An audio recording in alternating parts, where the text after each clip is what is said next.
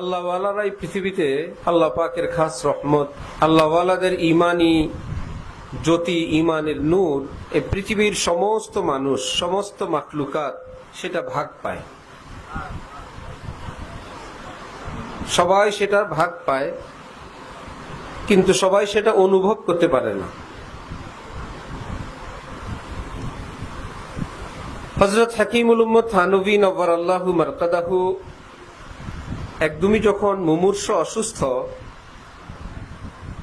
হযরত খাজা আজিজুল হাসান মজজুব রহমতুল্লাহি আলাইহি হযরত থানভীর নিকট ছিলেন। এক পর্যায়ে তিনি অনুভব করলেন যে হাকিমুল উম্মত হয়তো দুনিয়া থেকে বিদায় নিয়ে চলে যাবেন, শেষ মুহূর্ত।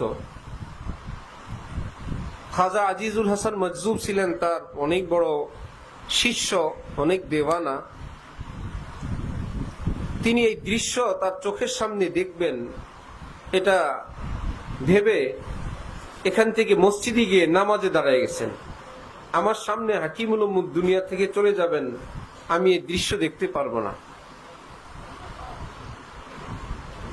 তো তিনি নামাজে ছিলেন।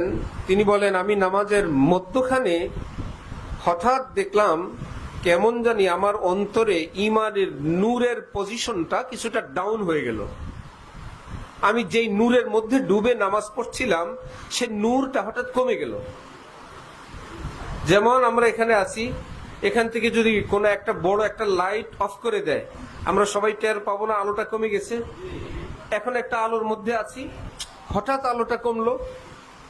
একটা স্পিকার অফ হয়ে গেলে হঠাৎ সাউন্ডটা কমে গেল। ঠিক এইরকম একটা অনুভূতি ওনার মধ্যে আসলো। তিনি বলেন, আমার নামাজের মধ্যে তখনই মনে আসছে, মনে হয় হাকিমুল উম্মত দুনিয়া থেকে চলে গেছেন। নামাজ শেষে ফিরে এসে দেখেন সত্যি সত্যি ওই সময়ে হাকিমুল উম্মত থানভী এই দুনিয়া থেকে বিদায় নিয়ে চলে গেছেন। আল্লাহওয়ালাদের ইমানের জ্যোতি, ইমানের নূর, ইমানের ফোকাস পুরা পৃথিবীবাসী পায়।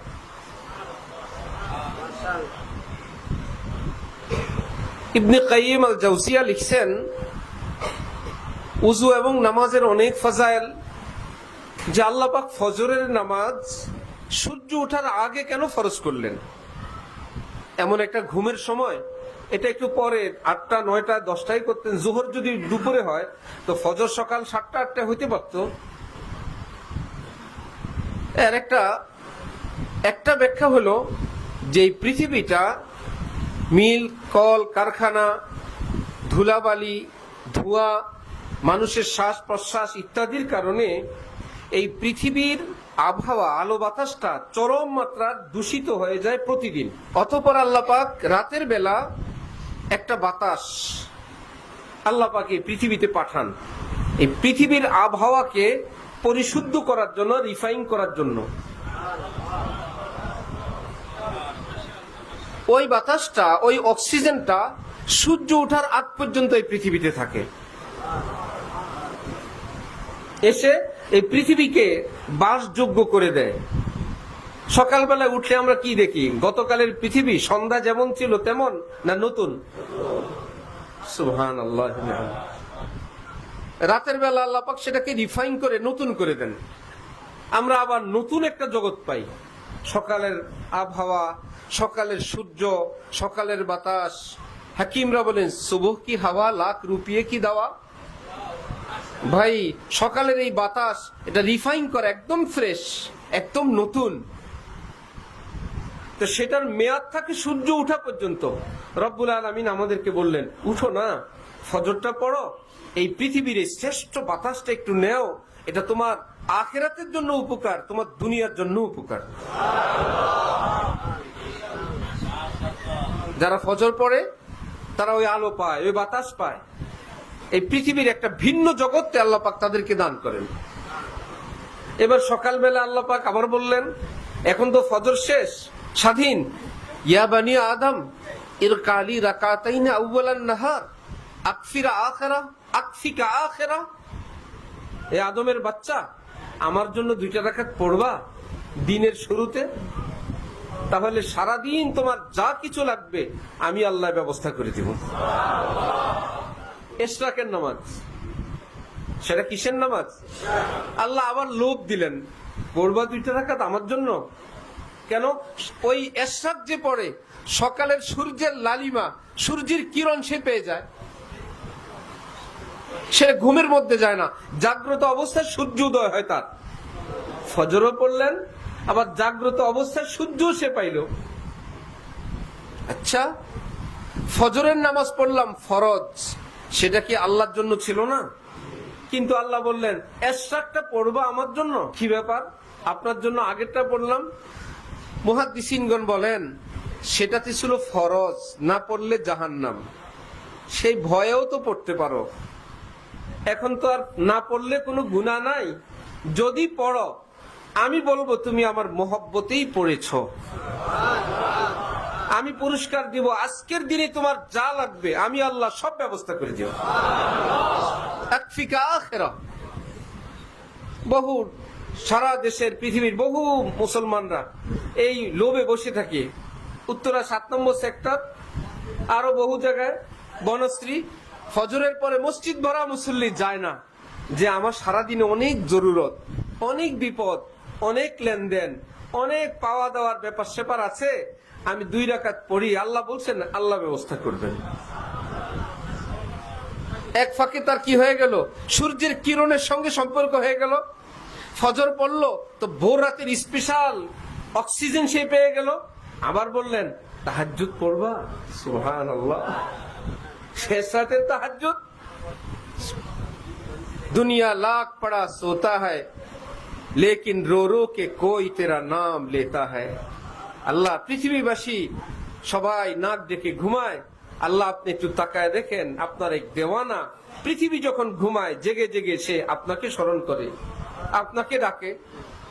আবার বললেন যে দেখো, যারা আসহাবুল লাইল, যারা রাত্রি পার্টি, হযরত মাওলানা আহমদুল্লাহ আশরাফ সাহেব রহমতুল্লাহি আলাইহি, হাফিজি হুজুরের সাহেবজাদা, আমাদের হযরত ওয়ালা সেখানে গেলে বিশাল ভবনের কাজ ধরছেন। উনি নিজে বললেন যে অনেক লোকেরা আমাকে জিজ্ঞেস করে টাকা পান কোথায়, এত বড় ভবনের কাজ ধরেন? তো উনি বলেন টাকা যেখানে আছে সেখানে পাই। তারপরেও তো কোত্থেকে কিভাবে আসে? তিনি বললেন, আমি তাকে জবাব দিলাম, হুজুর শুনেন, আপনাদের অফিস টাইম শুরু হয় সকাল 9টায় 10টায়, আমাদের অফিস টাইম শুরু হয় রাত গভীরে, আমরা তখন অফিস করি। সেই অফিসের জন্য কোনো যোগ্যতা নাই, শুধু ঈমান, কোনো সার্টিফিকেট লাগবে না। ইমানদার নারী, ইমানদার পুরুষ উঠলেই চাকরি শুরু, শ্রেষ্ঠ চাকরি। তিনি বললেন তোমরা ব্যাংকে চেক দাও, সেখান থেকে ব্যালেন্স থাকলে আসে, না থাকলে নাই, ফেরত দেয়া দেয়। ব্যালেন্সে টাকা নাই, চেকে আছে, অ্যাকাউন্টে নাই। তিনি বলেন আমরা সেখানে চেক ছাড়ি চোখের পানি, তোমরা দাও চেক, আমরা দেই চোখের পানি। আর হযরত শাহ আব্দুল গনি ফুলপুরি রহমতুল্লাহি আলাইহি বলেন, আল্লাহ পাকের কাছে যদি কেউ দোয়া করে, মুনাজাত করে, সঙ্গে যদি চোখের পানি চলে আসে, তাহলে মনে করবা তোমার মুনাজাত কবুল। আল্লাহ যে কবুল করলেন সেটার রিসিট হিসাবে চোখের পানি পাঠিয়ে দিয়েছেন। নাও তোমার মুনাজাত আমি রাখলাম, আমি যে গ্রহণ করলাম রিসিট কপি হিসাবে চোখের পানি তোমাকে দিয়ে দিলাম, একদম নিশ্চিত দোয়া কবুল, যাও।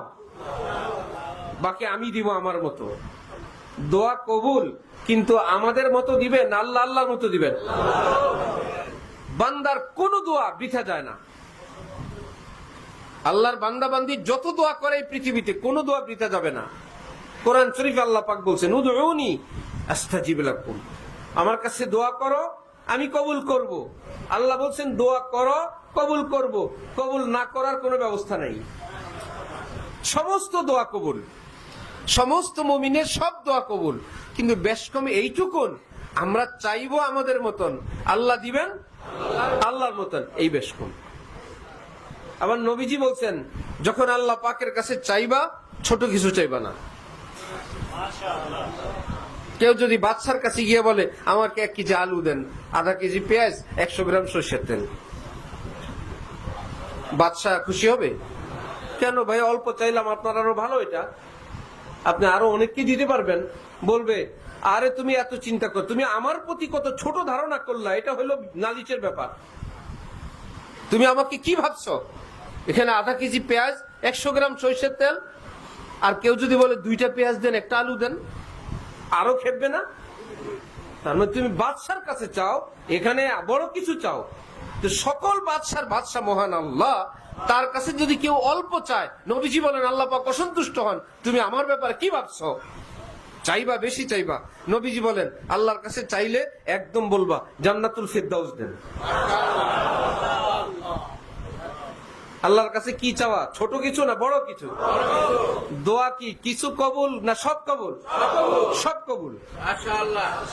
কিন্তু তিনি দিবেন তার মতো। অনেক দোয়া আছে আমরা চাইছিলাম, কবুল হয় নাই, আমরা দেখছি, পরে দেখলাম আল্লাহ ভালোই হয়েছে।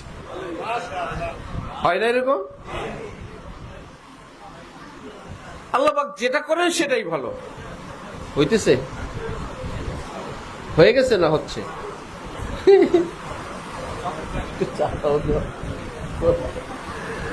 এক লোক ট্রেনে উঠছে, ট্রেনে উঠে বেচারা বসার জায়গা পায় না, শোয়ার জায়গার প্রশ্নে আসে না, হাত পা রাখবি কই, ব্যাগ রাখবি কই, ব্যাগটা উপরে রাখছে, পা গুছা অনেক কষ্টে মষ্টে বসছে, আর মনে মনে ভাবতেছে আল্লাহ যদি হাত পা গুলো নাট বল্টু সিস্টেম করতেন, আমি এগুলো ব্যাগের সঙ্গে উপরে রেখে দিতাম। আর মনে মনে বলে আল্লাহ এত বুদ্ধি তোমার, এই বুদ্ধিটা আসলো না, এই ছোট্ট একটা কথা কি তোমার মাথায় আসলো না? নাট বল্টু সিস্টেম করে দিতা, যার প্রয়োজন সে রাখতো, না হলে খুলে আলাদা রেখে দিত, তাহলে আমি এখন আরামে বসতে পারতাম। বুঝে আসে না আল্লাহ এটা কেন করলেন না, এই বলে ঘুমিয়ে গেছে। ঘুম থেকে উঠে দেখে ব্যাগ চুরি নিয়ে গেছে। এখন বলে আল্লাহ মাপ চাই, তোমার বুদ্ধি ঠিক আছে, আমার বুদ্ধি মতো যদি তুমি নাট বল্টু সিস্টেম করতা, আমার হাত পা চোরার কাছে থাকতো, চোরাই ব্যাগ নিছে, ব্যাগের ভিতর আমার হাত পাও নিয়ে যেত না। আল্লাহ তুমি যা করো সেটাই ভালো। তাহলে আমাদেরটা ঠিক না আল্লাহটা ঠিক? আমরা চাইবো আমাদের মতন, আল্লাহ দিবেন আল্লাহর মতন। সুতরাং মন খুলে দোয়া করব, বড় মনে দোয়া করব, আর বলবো হয়তো আজকে, আগামীকাল, পরশুদিন, এর বদলে আরেকটা, না হলে আল্লাহ পরকালে দিবেন, না হলে গুনাহ মাফ করে দিবেন। আমার দোয়া বৃথা যাবে ইনশাআল্লাহ। হযরত ডক্টর আব্দুল হাই সাহেব রহমতুল্লাহি আলাইহি ভারতের, পাকিস্তানের মস্ত বড় বুজুর্গ ছিলেন, যার মুরিদ আল্লামা তাকি উসমানী। ওনার বড় ভাই হযরত রফি উসমানী, পাকিস্তানের প্রেসিডেন্ট তৎকালীন জিয়াউল হক, সবাই হযরত ডাক্তার সাহেবের মুরিদ ছিলেন। এত বড় বুজুর্গ, উসওয়ায়ে রাসূল আকরাম সাল্লাল্লাহু আলাইহি ওয়াসাল্লাম কিতাব লিখছেন, যেই কিতাব দাওরা হাদিস পাশ করার পর ইফতা যারা পড়ে মুফতি সাহেব, ওখানে সেটা সিলেবাসভুক্ত, ওই কিতাব পড়ে মুফতি সাহেব হয়। এত বড় নবীজির জীবনী লিখছেন। তো উনি বলছেন, বান্দা যখন দোয়া করে, মুনাজাত করে, হাত উঠায়, এই দুইটা হাতকে আল্লাহ পাক এত বড় সম্মান, এত বড় মর্যাদা দান করেন, এই দুই হাতকে আল্লাহ 7 আসমানের ঊর্ধ্বে আল্লাহর আরশের সামনে নিয়ে যান। আসমানের ফেরেশতারা দেখতে পায়, আরশের ফেরেশতারা, এই দুইটা হাতকে আল্লাহর আরশের সামনে দেখা যাচ্ছে। সুতরাং আল্লাহর দরবারের ফকিরের দাম এত যে মুনাজাত করলে তার হাত 7 আসমানের ঊর্ধ্বে চলে যায়। আল্লাহ পাকের কাছে আমাদেরকে বেশি বেশি চাওয়া তৌফিক দান করেন। মাল্লাম ইয়াসআলিল্লাহ ইয়াগযাব আলাইহি, নবীজি বলেন আল্লাহ পাকের কাছে যে বেশি চায় না, আল্লাহ পাক তার উপর অসন্তুষ্ট হন। শেষে একদিন স্বামী রাগ করে বলে, অন্য কেউ আছে নাকি? কেন? তো কি বাবা, তোমার কিছুই চাও না, কার কাছে চাইবা? আর যদি দেখা গেল একটা সুতা লাগলেও বলে, একটা সুই লাগলেও বলে, স্যান্ডেল লাগলেও বলে, তখন মনে করো ফো, তার তো আর দুনিয়াতে কেউ নাই, সে তো পৃথিবীর কারোর সঙ্গে কথা বলে না, সে তো বাইরে বেপরদাও যায় না, যা লাগে তো আমার কাছেই বলে। আমার কত লক্ষ্মী স্ত্রী, চায় আবার বলে লক্ষ্মী। বান্দা যখন আল্লাহ পাকের কাছে চায়, নবী বলেন না জুতার ফিতা ছিঁড়ে গেছে, ছোট্ট একটা কিছু লাগবে, পকেটের টাকা নিয়েই বাজারে রওনা হয় না, বলো আল্লাহ আমার জুতাটা ছিঁড়ে গেছে, আল্লাহ আমার জুতাটা মেরামত করে দেন। আল্লাহ আমার ঘরে তরকারি নাই, আল্লাহ আপনি ভালো তরকারির ব্যবস্থা করে দেন। আল্লাহ আমি ঘর থেকে বের হইলাম, আল্লাহ রিক্সা লাগবে, রিক্সার ব্যবস্থা করে দেন। আল্লাহ গাড়ি লাগবে, গাড়ি দেন। আল্লাহ দোকান খুললাম, दुकान खोलना हमारा काम है, গ্রাহক भेजना আল্লাহ মিয়া का काम है। দোকান খুলে বসলাম, আল্লাহ আমি তো বসছি, আপনি গ্রাহক পাঠিয়ে দেন। যাই করে আল্লাহ পাকের সঙ্গে কথা বলে আর চায়। এখন যখন গ্রাহক আসছে, বিক্রি হয়েছে, 20-50 টাকা লাভ হয়েছে, আমার আল্লাহ আমারে দিছে, আমার আল্লাহ আমাকে দিছেন, আমার আল্লাহ আমাকে দিছেন। এই যে বান্দা যখন বলে আমার আল্লাহ রব্বুল আলামিন বলেন, এত সুন্দর করে শুকরিয়া আদায় করতে পারলা, এইভাবে তুমি বলতে পারলা। ছোট্ট বাবুকে যখন বাবা জামা কাপড় কিনে দেয়, সে যখন জামা পরে বলে আমার বাবা দিছে, আমার আব্বু দিছে, আমার আব্বুটা অনেক লক্ষ্মী। আর বাবার সামনে এসে বলে, কপালে চুমু দেয়, বলে আমার অনেক পছন্দ হয়েছে জামাটা, বাবা আমার অনেক খুশি হয়েছি। বাবার মন চায় এক্ষুনি আবার যাই বাজার থেকে আরো কটা নিয়ে আসি। এমন কলিজার টুকরা সন্তান কোরআনে পাকে আল্লাহ পাক বলেন, লা ইন শাকারতুম লাযিদান্নাকুম। আমার নিয়ামত পেয়ে যদি বলো আমার আল্লাহ দিবেন, আমার আল্লাহ দিবেন, আমি ওয়াদা করলাম অবশ্যই অবশ্যই আমি আল্লাহ তোকে আরো বেশি দান করব। তোমার বাবা মনে চায়, খোঁজ নিয়ে জানা গেল মার্কেট বন্ধ। তোমার বাবার মনে চায় পকেটে টাকা নাই। তোমার বাবার মনে চায়, ওদিক থেকে মা আবার নিষেধ করে। বাবার জোশ উঠে, মা বলে না লাগবে না, হয় কি না? আল্লাহ এরকম দিতে চাইলে না করার কেউ আছে? আল্লাহ কি অভাব আছে? আল্লাহ কি মার্কেট বন্ধ আছে? 24 আওয়ার্স 7 ডেজ ওপেন, 24 ঘন্টা সব সময় খোলা। যখন চায় রব্বুল আলামিন বলে আমার দরবারও খোলা, আমার মার্কেটও খোলা, শপিং মলও খোলা। তোমার কি লাগবে উদুনি আস্তাজিব লাকুম, যা লাগবে বলো আমি এখন কবুল করব। আরেক হাদিস নবীজি বলেন, উদউল্লাহ ওয়া আনতুম মুকিনিনা বিল ইজাবাহ। আল্লাহ পাকের কাছে দোয়া করো, দোয়া কবুলের ইয়াকিনের সাথে। দোয়া করে হইতেও পারে, নাও হইতে পারে, এই আছে কপালে। আবার আরেকজনই দোয়া করছেন, না এটা কবুল হবেই, আজকের দোয়া কবুল।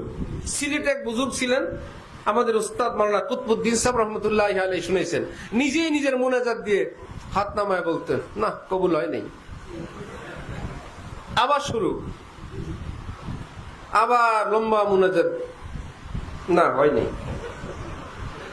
আবার কান্না কাটি চোখের পানি দিয়ে মুনাজাত দিও, আলহামদুলিল্লাহ কবুল হয়ে গেছে। সুবহানাল্লাহ।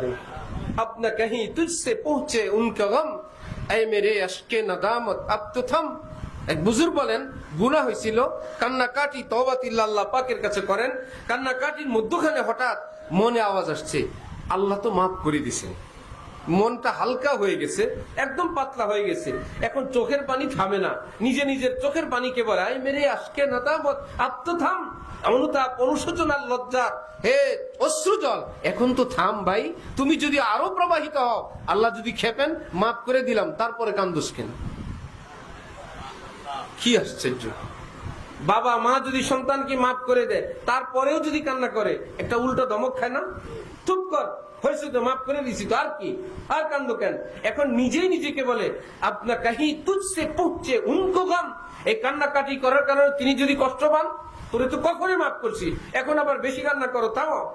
হাকিমুল উম্মত থানবী বলেন, যে পাহাড় পরিমাণ গুনাহ যদি হয়ে যায়, সবটাকে একত্রিত করে 2 রাকাত নামাজ পড়ো, আল্লাহ পাকের কাছে কান্না কাটি করো, আর ইয়াকিন রাখো তোমার জীবনের সব গুনাহ আল্লাহ পাক মাফ করে দিয়েছেন। জীবনে আর ওই ফিরেও দেখবে না, ওই গুনার দিকে আর ফিরেও দেখবে না। আল্লাহ পাক ক্ষমা করতে কি একটা একটা করে করেন? যে তোর 10 বছরের গুনাহ ক্ষমা করতেও তো 10 বছর লাগবে। তুই 24 ঘন্টায় গুনাহ ছিলি, আমার মাফ করতেও তো এরকম লাগবে। আমার যখন সর্বপ্রথম মোবাইল কিনলাম, অত ডাইন বামও বুঝি না, এর মধ্যে কত কষ্ট করে কতগুলো নাম সেভ করছি। সব মানুষের মোবাইলও নাই, সবাই সেভও নাই। অমুকের বাপের নম্বর, অমুকের চাচার নম্বর, অমুকের অফিসের নাম্বার, কত কষ্টের মোবাইল। যখন মিনিট 60 টাকা, আসলেও টাকা যায়, গেলেও টাকা যায়। 300 টাকার কার্ড, 21 দিন মেয়াদ, মেয়াদ শেষ, টাকা শেষ। ওরে কিয়ামতের আলামত। এরকম ছিল না শুরুতে? তো সেই সময় কত গুরুত্বপূর্ণ। এত কষ্টে আমার মোবাইল নাম্বার, দেখি একটা নম্বরও নাই, পুরা মোবাইল। একজন মিস্ত্রির কাছে, ইঞ্জিনিয়ারের কাছে নিয়ে গেলাম, সে বলে না এখানে না, এখানে আপনি মনে হয় কোনো কিছু এরকম টিপ দিছিলেন। আমি বললাম হ্যাঁ, এক পাশে ইয়েস আর এক পাশে নো, আমি একটা ইয়েস টিপ দিছিলাম। বলে এর উপরের লাইন কি ছিল জানেন? আমি বললাম তো না, আমি তো ইয়েস নোর মধ্যে ইয়েস ভালো জিনিস, আমি তো ভালো জিনিস ইয়েস সবসময় ইয়েস এর উপর থাকবো। বললে এর উপরের লাইন লেখা ছিল ডিলেট অল। আপনি কি সব কেটে দিতে চান, ইয়েস আর নো? আমি তো দিছি ইয়েস। এখন কি একটা একটা করে কাটলো না সব কাটলো? আমার আপনার এক ডিলেট অল এর এক ইয়েসে যদি পুরো মোবাইল সাদা হয়ে যায়, রব্বুল আলামিন বলেন তোমার সারা জীবনের সেভ করা গুনাহ আমি আল্লাহ যখন বলবো ইযা আরাদা শাইআন আন ইয়াকুলা লাহু কুন ফায়াকুন, আমি ইয়েস বললে তোমার ডিলেট অল হয়ে যাবে, সব গুনাহ মাফ হয়ে যাবে। হযরত থানবী বলেন ফিরে তাকাবো না কি হয়েছে না হয়েছে, সব মাফ। আর বলবো হ্যাঁ ওটা তো শেষ। এখন আমার মেজু ছেলে এখন তো বড় হয়েছে মাশাআল্লাহ, সব প্রথম দিকে রোজা রাখছে, শুরুর দিকে দুপুরের দিকে একদম চেহারা নীল হয়ে গেছে। ছোট মানুষ বেচারা, আমরা তাকে বুঝে শুনে খাওয়াইলাম, আর লাগবে না তোমার রোজা, এখন খাও। পরে আমরা আর বুঝি নাই, মন খারাপ করে সে শুয়ে আছে সন্ধ্যা পর্যন্ত।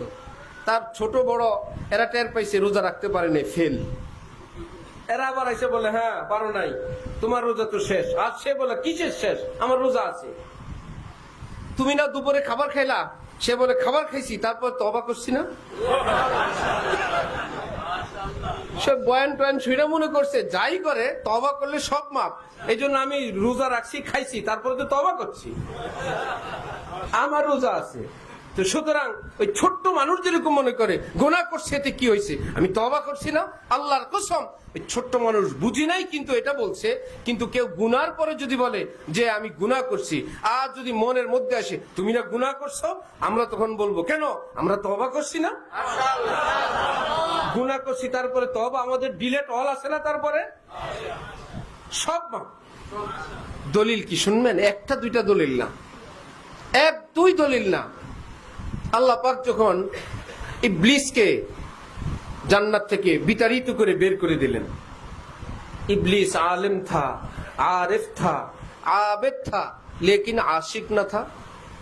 এলেম ছিল, মারিফত ছিল, ইবাদত ছিল, আল্লাহর ইশক মোহাব্বত ছিল না। কপালটা পড়ছে এখানেই। এই জন্য খালি ইবাদত দিয়ে গর্ব করার কিছু নাই, এলেম দিয়ে গর্ব করার কিছু নাই, আমল নিয়ে গর্ব করার কিছু নাই, সব ইবলিসের ছিল। সব সহ মরদুদ ছিল নাকি আল্লাহর মোহাব্বত। কোরআন শরীফ আল্লাহ পাক বলেন মাইয়ারতাদ্দা মিনকুম আন দীনি, তোমরা যদি মুরতাদ হয়ে যাও, আমাকে ভালো না বাসো, আমার কোনো পরোয়া নাই, ফাসাউফা ইয়াতিল্লাহু বিকাউমিন ইউহিব্বুহুম ওয়া ইউহিব্বুনা, আমি এমন এক সম্প্রদায় মানুষ সৃষ্টি করব যারা আমাকে ভালোবাসবে, আমি যাদেরকে ভালোবাসবো।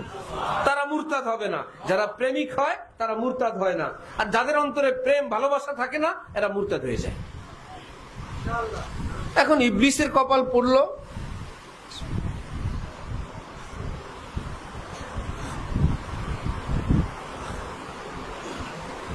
মাইক ঠিক করবা না, চা দিয়ে চালাবা।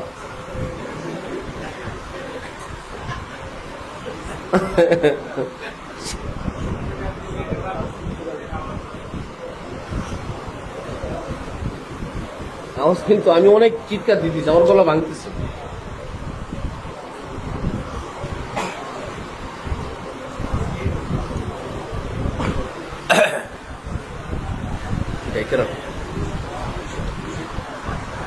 ইবলিসকে যখন আল্লাহ পাক জান্নাত থেকে বের করে দিলেন, কে কোন দিকে ভিডিও করে,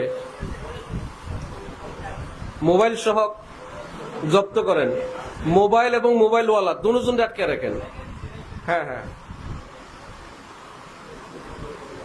কারো মজলিস, কারো মাহফিল কর্তৃপক্ষের অনুমতি ব্যতীত ছবি তোলা শরীয়তে নিষেধ, রাষ্ট্রীয় নিষেধ। আপনি যাদের অনুষ্ঠানে ছবি তুলবেন, কর্তৃপক্ষ যদি নো বলে আমাদের এখানে ছবি তোলার অনুমতি নাই, তাহলে রাষ্ট্রীয় আইনে দণ্ডনীয় অপরাধ। আপনি কারো ব্যক্তিগত প্রোগ্রাম তাদের অনুমতির বাইরে আপনি ছবি তুললেন, শরীয়তে না যায়, চাইলে কর্তৃপক্ষ আপনাকে থানায় সুবদ্ধ করে আসতে পারবে। স্বাধীন না যে আমার অনুষ্ঠান আপনি ছবি তুলে নিয়ে যাবেন। কেউ যদি ওপেন করে দেয় সেটা তার ব্যাপার। এখানে কর্তৃপক্ষের পক্ষ থেকে অনুষ্ঠানের সব ধরনের ছবি ভিডিও নিষেধ, শরীয়তেও নিষেধ এবং আইনতেও কি নিষেধ। আল্লাহু আকবার। এত ছবি মানুষ তোলে, মানে থামতে কষ্ট হয়। ওই জুতা চোর তওবা করার পরে যেরকম জুতা লাড়ে, শুধু জিজ্ঞেস করছে ভাই এমন করো কেন? বললো আমি তো এরকম অপরাধী ছিলাম, কিন্তু এই টাইম হলে মাথা ঠিক থাকে না, একটু নাড়াচাড়া দিয়ে মাথাটা ঠিক রাখি।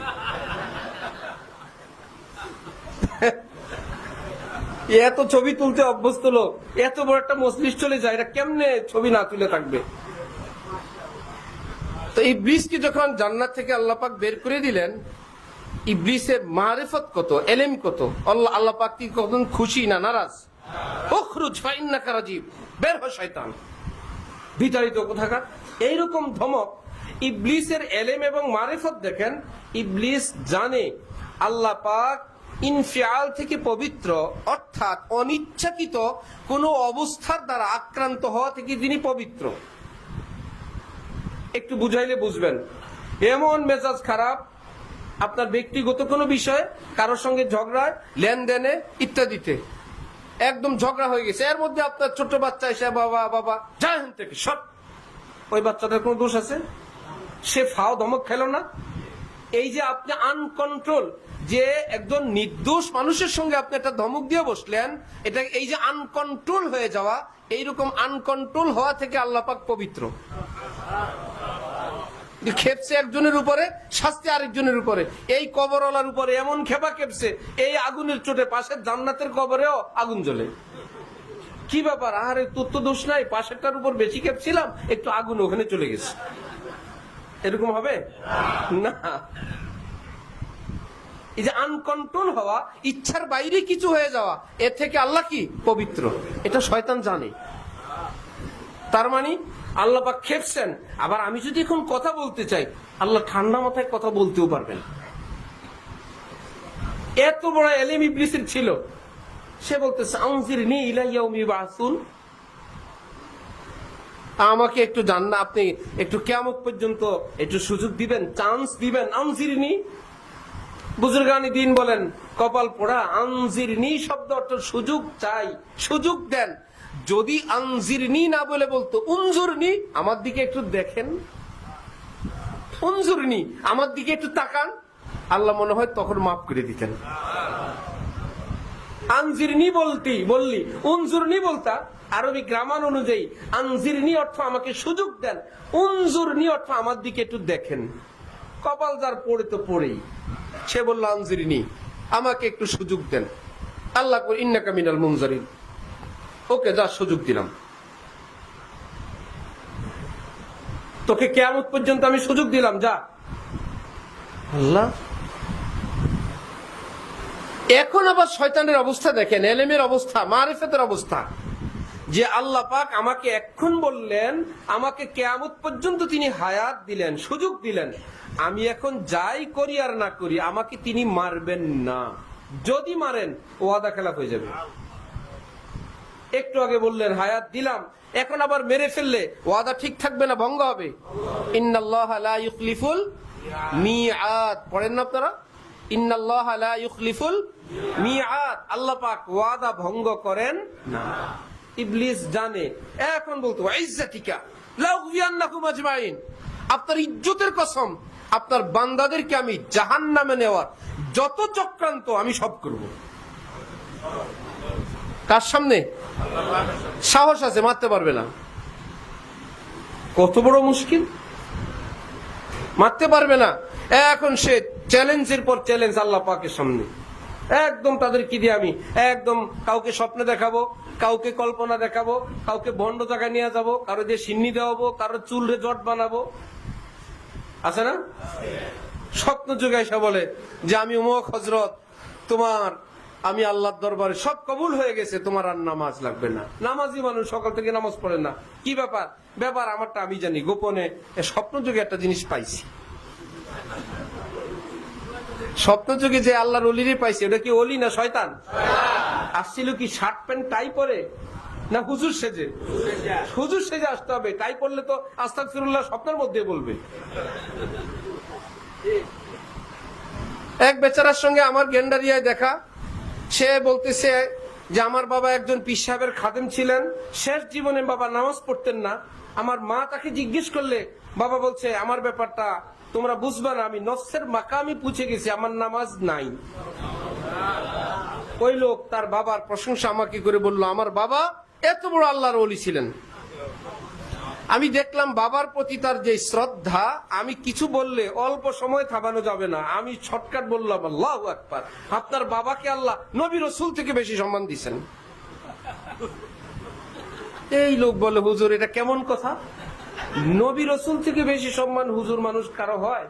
বললাম নবী তো নামাজ থেকে ছুটি পান নাই, আপনার বাবা পাইছেন, তো বেশি হইল না? শর্টকাট বুঝে গেছে। কয় তবে কি আমার বাবারে শয়তানে ধরছে? এতদিন ভাবছিল বাবা বড় কিছু, এখন নিজেই বলে তবে কি আমার বাবারে শয়তানে ধরলো? শয়তান শুধু ছোটদেরকে ধরে না। আমি তো কয়েকদিন আগে আমার একটা কথা মনে পড়ছে, এখনো কোথাও বলি নাই, শুনিও নাই। সেটা হলো সব বড়রা অভিযোগ দেয় ছোট ছেলে পেলেরা মেয়েরা মোবাইলে আক্রান্ত। তখন আমার মনে হয়েছে ছোটরা যত আক্রান্ত বুড়াগুলো এর চাইতে বেশি আক্রান্ত। এ ফার্স্ট বললাম আর বলি নেই। বুড়া বুড়া মানুষ 70, 80, 90 সারাদিন মোবাইল, তাও দুইজনে দুইটা। আবার ফেসবুক চালায়। সাংবাদিকদের কাছে এত খবর নাই, বুড়া বুড়ির কাছে যত খবর। এই বুড়াদের ছিল কোরআন তেলাওয়াতের সময়, ছিল জিকিরের সময়, ছিল চোখের পানির সময়, ছিল সেজদার সময়, ছিল তাহাজ্জুদে ওঠার সময়। আরে জোয়ানরা গেল গেল, বুড়া যাদের কবরের কাছে চলে গেছেন, আপনিও থামবেন না? আপনার সন্তান আপনার নাতিপুতি কিভাবে থামবে? আল্লাহ আমাদেরকে মুসলমান নারী পুরুষদেরকে এই ফিতনা থেকে হেফাজত ফরমান। যাই হোক, তাহলে শয়তান কখনো অনেক ভান ধরে আসে, স্বপ্নে আসে, কখনো আল্লাযী ইউওয়াসওয়িসু ফি সুদুরিন নাস, তারপরে কি মিনাল জিন্নাতি, মানুষের অন্তরে ওয়াসওয়াসা দেয়, মানুষও দেয়, শয়তানও দেয়। কিন্তু ওয়াসওয়াসা দেওয়ার ক্ষেত্রে বস হইল কে? জিন। জিন মানে শয়তান। এই জন্য বসের নাম আগে বলছি, মিনাল জিন্নাতি, শিষ্যের নাম পরে, ওয়ান নাস। ওয়াসওয়াসা এবং কুমন্ত্রণা দেওয়ার ক্ষেত্রে জিন শয়তান উস্তাদ, উস্তাদের নাম আগে, মিনাল জিন্নাতি, শিষ্য মানুষ, ওয়ান নাস পরে। কিন্তু উস্তাদ আউযুবিল্লাহ পড়লে যায়, শয়তান আউযুবিল্লাহ পড়লে কি হয়ে যায়? পলায়ন করে চলে যায়। মানুষ আউযুবিল্লাহ না, কোরআন শরীফ খতম করলেও যাবে না, একটু বেশ কম আছে। আউযুবিল্লাহ বললে শয়তান যাবে। সূরা ফাতিহা কিংবা 30 পারা পড়লেও আপনার পাশে বসে থাকবে, বলে খতম শেষ করেন, জরুরি কথা আছে। কি কথা? গীবত, জরুরি গীবত আছে। আল্লাহু আকবার। শয়তানের ইলম, শয়তানের মারিফত অনেক। শয়তান এখন আল্লাহ পাকের কাছে বলল কি, আপনার বান্দাদেরকে আমি যত রকমে যাকে শেষ করা যায়। হযরত ওয়ালা করাচি রহমতুল্লাহি আলাইহি, মক্কা শরীফে এক হাজী সাহেব, বুড়া মানুষ, হযরত ওয়ালাকে বলতেছে শয়তান দেখেন দিনদার নামাজিকে শেষ করে কেমনে। হযরত এই ইন্দোনেশিয়ান মালয়েশিয়ান মেয়েগুলোর চেহারায় কি নূর দেখলেন? হযরত আল্লাহ করাচির কিতাবে আছে। হযরত বলেন জালেম বুড়ার বুড়া, আল্লাহর ঘর কাবা শরীফের নূর দেখো না, সব নূর ইন্দোনেশিয়ান মেয়েদের চেহারার মধ্যে। তওবা করো, নিজে দেখছে আল্লাহর ওলির নূর দেখায়। হযরত ওয়ালা বলেন আবার মানুষ কি করে রাস্তায় কোন বেপরদা নারী এখন নিজেও দেখতে মন চায়, পাশে কেউ আছে, এখন তাকে বলে দেখলেন কি অবস্থা, এক কামে দুই কাম হয়ে গেল। আছে কোন শরম? বিদেশে সফরে গেছে, এখন দেখে কি ব্যাপার, বলল ভাই দেশে গিয়ে বয়ান করতে হবে, বলতে হবে তো কোন পর্যন্ত হাঁটুর উপরে কাপড় উঠানো, কি অবস্থা, সচক্ষে দেখে গিয়ে যাতে বলতে পারি নিজে দেখে আসছি। মানুষকে বলার জন্য আমি দেখতেছি, আমার কোনো ব্যক্তিগত কোনো কি নাই, লোভ নাই। হযরত বলেন আচ্ছা বলার জন্য তুমি দেখো, সেখানে যদি ঝড় শুরু হয়, এতটা ধুলাবালি উড়ে আরম্ভ হয়েছে, পাথরের কণা উড়ে, এখন চোখ মেলে মেলে দেখো পাথরের সাইজ কি পরিমাণ উড়ে, কি ব্যাপার, যাতে দেশে গিয়ে বলতে পারি আমি সচক্ষে দেখছিলাম। চোখ খোলা রাখবে না বন্ধ করবে? খুলে দেখো, দেশে গিয়ে বলতে পারো সচক্ষে দেখছি বড় বড় পাথরের টুকরা বাতাসের সঙ্গে উঠছে। বললে বয়ান লাগবে না, বয়ান লাগবে না, এইটুকুনি যথেষ্ট। চোখ বন্ধ করি, জ্বর হয়েছে, এই ওয়াজে যথেষ্ট। পাথরের সাইজ বলতে হবে না, বলতে হবে কাপড় চোপড় কোন পর্যন্ত খোলা, ওটা বলা লাগবে। শয়তান বলে লাউফিয়ান্নাহুম আজমাইন, এইভাবে দ্বীনের নামে ভালো নিয়তে ইত্যাদি ইত্যাদি নিয়তে এদেরকে দিয়ে আমি গুনাহ করাবো। কার সামনে বলতেছে? শয়তান। কি ব্যাপার? একটু ভিক্ষা পাইছে, আল্লাহর দেওয়া একটু ভিক্ষা হায়াত, সেটা পেয়ে তার পাওয়ার। আমি আপনার বান্দাদেরকে শেষ করব ডানে বায়ে সব দিক থেকে। রব্বুল আলামিন চষে আসলেন, তিনি বললেন আমার বান্দাদেরকে দিবে গুনাহ করবা, গুনাহ করাইতে থাকবা। ওয়াইজ্জাতি ওয়া জালালি ওয়া ইরতিফাই মাকানি লা আযালু আস্তাগফিরু লাহুম মাস্তাগফিরুনি। তুমি আমার বান্দাদেরকে দিয়ে গুনাহ করাবা, করাইতে করাইতে করাইতে যত গুনাহ করাবা, আমার বান্দা যখনই মাপ চাইবে আমি সব মাফ করে দিয়ে দেব। যাও এবার গুনাহ করাও। তাহলে ডিলেট অল বলতে আল্লাহ পাকের কি বেশি সময় লাগবে? না, মুহূর্ত, এক মুহূর্তে সব ডিসমিস, সব শেষ। এক ছেলের বাবা মেয়ের বাবা এক জায়গায় বিয়ের আলোচনায় বসছে। ছেলের বাবা বহু দুষ্ট দরবেশ, এখন মেয়ের বাবার সঙ্গে বসছে, বলে দেখেন যৌতুক চাওয়াও ঠিক না, নেওয়াও ঠিক না, এগুলো তো জানি, তো আমার জন্য না, এই মেয়ে ছেলে তো আপনারই দিয়ে দিছি। ছেলের বাবা বলতেছে এই ছেলে আপনারই দিয়ে দিছে, এখন এখন আপনার ছেলে আপনার বিয়ে, তো এখন তো এই ছেলের অফিস করবে, বাসায় একা একা মেয়েটা থাকবে, কি কেমনে থাকবে? আচ্ছা একটা টেলিভিশন দিয়ে দিব, বেশ, ডেলি তো বাজার করতে পারবে না, তো কি, আচ্ছা ফ্রিজ সপ্তাহে বাজার করে রাখলে হবে। আমরা তো লোকাল গাড়িতে চড়ি, আপনার মেয়ে যদি আমার ছেলের সঙ্গে লোকাল গাড়িতে অটোতে চড়তে পারে, চড়বে। আর ভাইলে আপনারটা আপনি বুঝেন, বেশ সাহেব এটা বলতে হবে না, যাতায়াতের জন্য গাড়িও আমি দিয়ে দিব। আমরা থাকি ভাড়া, বাড়িওয়ালাদের ভালো মন্দ যন্ত্রণা সহ্য করি, বলতে হবে না, ফেলাটা দিয়ে দিব। দেখেন বেশ সাহেব, এগুলো কিন্তু যৌতুক না, আমি আমার জন্য না, এগুলো আপনার মেয়ে আপনার জামাই, সবই তো আপনার। এইরকম পাম পট্টি দিয়ে লম্বা ইবলিসের মতন সব উসুল করছে। একদম শেষ মাথায় গিয়া ছেলের বাবা সব আশা পূরণ করার পর এবার মেয়ের বাবা বলল, এই সাহেব আমার একটা আবদার আপনি একটু রাখবেন আশা করি। হ্যাঁ হ্যাঁ অবশ্যই রাখবো, এত সুন্দর আত্মীয় আমার, আপনি এতগুলো কথা আমার রাখছেন, আপনার একটা কথা রাখবো না? অবশ্যই রাখবো। বলেন কি? বলল আপনার সাথে আত্মীয়তা করব না, এই শুধু একটা কথা রাখবেন, আছে কিছু না, সব শেষ। এত ঘন্টা ঘন্টা সুন্দর পাম পট্টি মিঠাই ওয়াজ বয়ান, এক কথা যেরকম সব শেষ। ইবলিস সারা জীবন আপনাকে দিয়ে এটা তেমন কিছু না, গুনাহ, এত খালাতো বোন চাচাতো বোন আপন বোনের মতো, আর ভাবি তো বোনের মতো, এমুকে তোমার মতো, কত কিছু করাইলো, কত আপন বানাইলো। এখন একদিন কোন আলেম, কোন আল্লাহ ওয়ালা, কোন দিন ওয়ালার কাছে দিন শুনলেন, ওফো এ তো সবই আমার গুনাহ ছিল, আমার জীবনের 50, 60, 70, 80 বছর সবই তো জাহান্নামের দিক গেল, এখন আমার কি হবে? পিনে কত বেহিসাব পিলি, আব হ্যায় রোজে হিসাব কা ধড়কা, আহা জীবন তো ধ্বংস করলাম, হিসাব দেব কেমনে? রব্বুল আলামিন বলেন, কেন? আমি বলছি না লা আযালু আস্তাগফিরু লাহুম মাস্তাগফিরুনি, তুমি তওবা করলে আমি এক্ষণ মাফ করে দিয়ে দেব, আমি এক্ষণ মাফ করব। এই জন্য আমার পীর মুর্শিদ হযরত ওয়ালা দামাত বারাকাতুহুম গতকাল মাসিক ইজতেমায় বলতেছিলেন যে যারা দ্বীনের কথা বলেন আপনারা কেন মিথ্যা কথা বলেন, যে 99টা সাপ জাহান্নামের মধ্যে মানুষকে এরকম দংশন করবে, আপনারা পড়েন নাই? এগুলো সব কাফেরের জন্য, কোন মুসলমানকে জাহান্নামের ওই সাপ দংশন করবে না। সাপ দংশনের গল্প সব কার? মুসলমানের না কাফেরের? সব কাফেরের।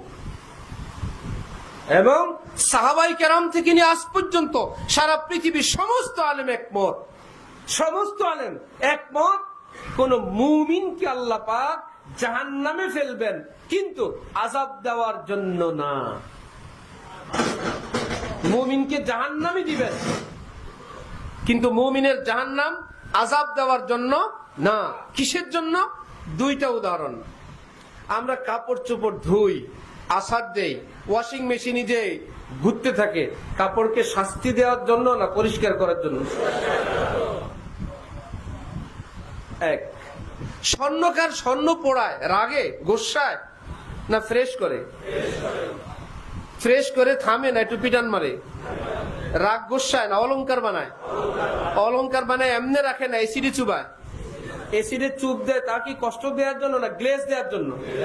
আপনি পোড়াইলেন, পিটাইলেন, এসিড দিলেন, বলেন সবর করেন, একটু পরে রানীর গলায় যাবে, রমণীর গলায় যাবে, ওই জন্য করলাম, পোড়াইলাম, পিটাইলাম, এসিড দিলাম, রাগ গোসায় না, এটাকে অলংকার বানানোর জন্য। সারা পৃথিবীর সমস্ত আলেম একমত, মুসলমানের উপর যে যা কিছু কষ্টের প্রসেসিং যাবে তাকে কষ্ট দেওয়ার জন্য না, জান্নাতের উপযুক্ত বানানোর জন্য।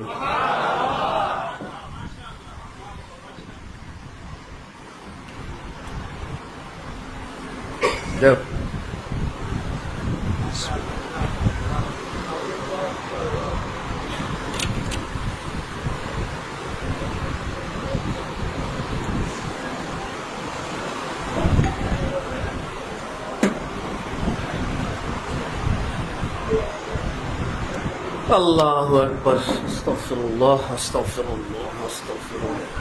আলামিন, কোনো খোঁজ খবর আছে?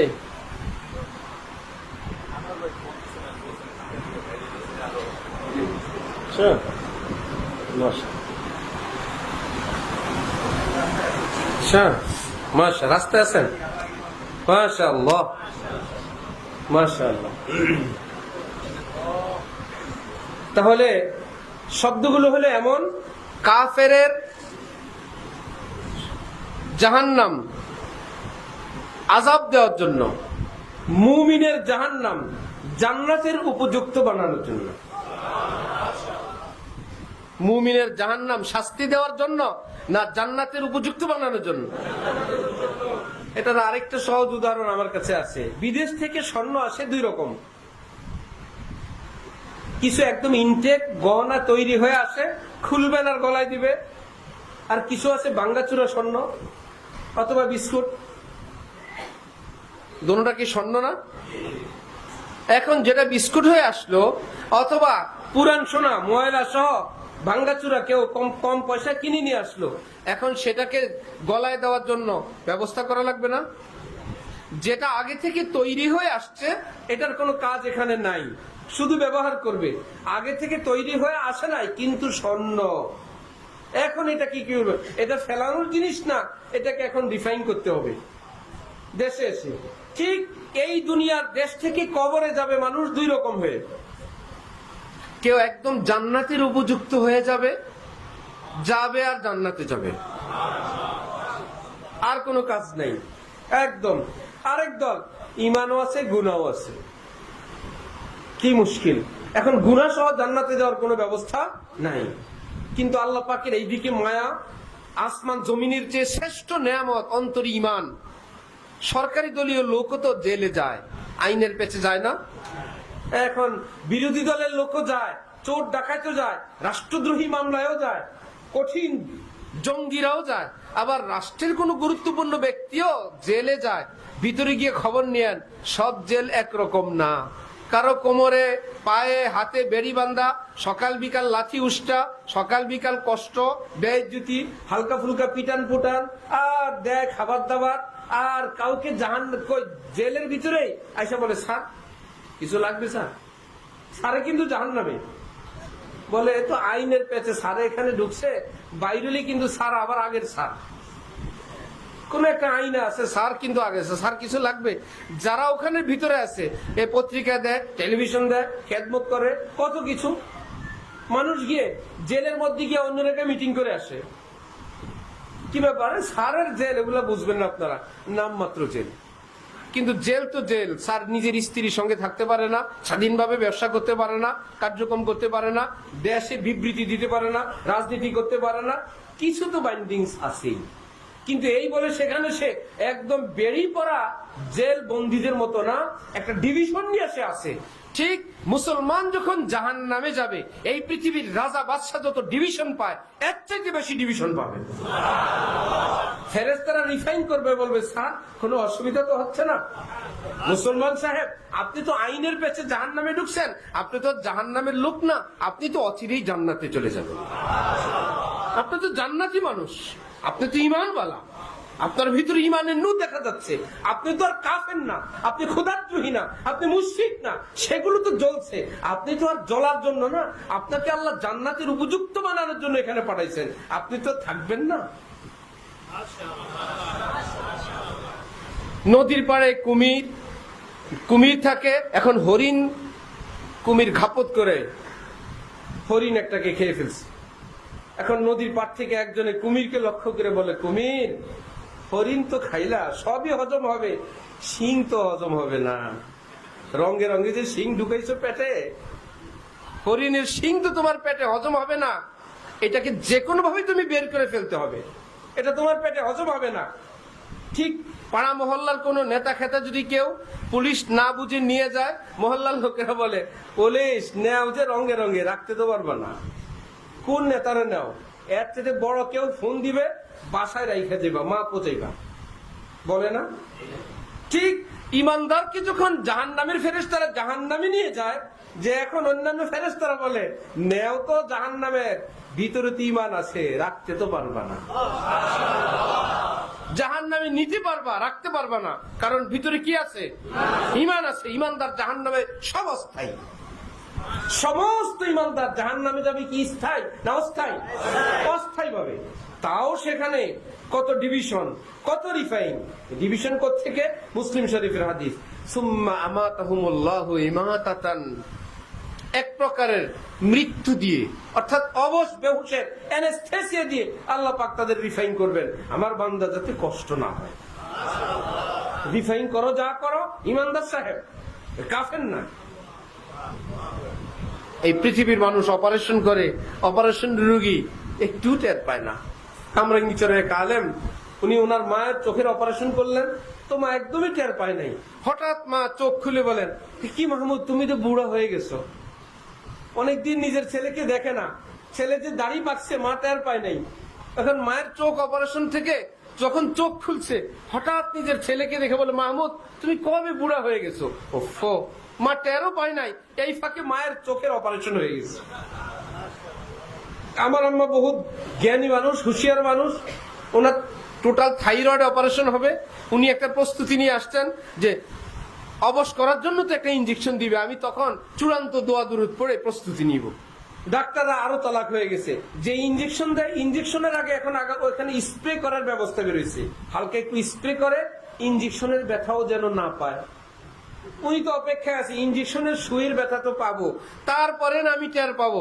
এখন তার পিছনে আরো ডাক্তার আরো অ্যাডভান্স, সে স্প্রে করছে, ওই জায়গায় ইঞ্জেকশন দিছে, উনি বেহুশ হয়েছেন, অপারেশন হয়েছে, সব শেষ করে আমি যখন ভিতরে গেলাম, আমারে কি বলে, শোয়া রাখছে কেন, অপারেশন করবে না?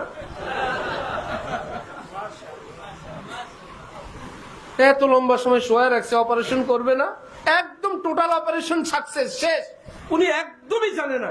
রব্বুল আলামিন বলেন, পৃথিবীর অ্যানেস্থেসিয়াতে যদি এমন হয়, আমার মুমিন মুসলমান বান্দাদেরকে যখন জাহান্নামে ফেলবো, এর চাইতে উন্নত ব্যবস্থা করে ফেলবো। এই জন্য এক বুজুর্গ বলছেন, मैं गुलाम मुस्तफा हूँ, मेरी आजमते न पूछो, मेरे नाम से जहन्नम को भी आ गया पसीना।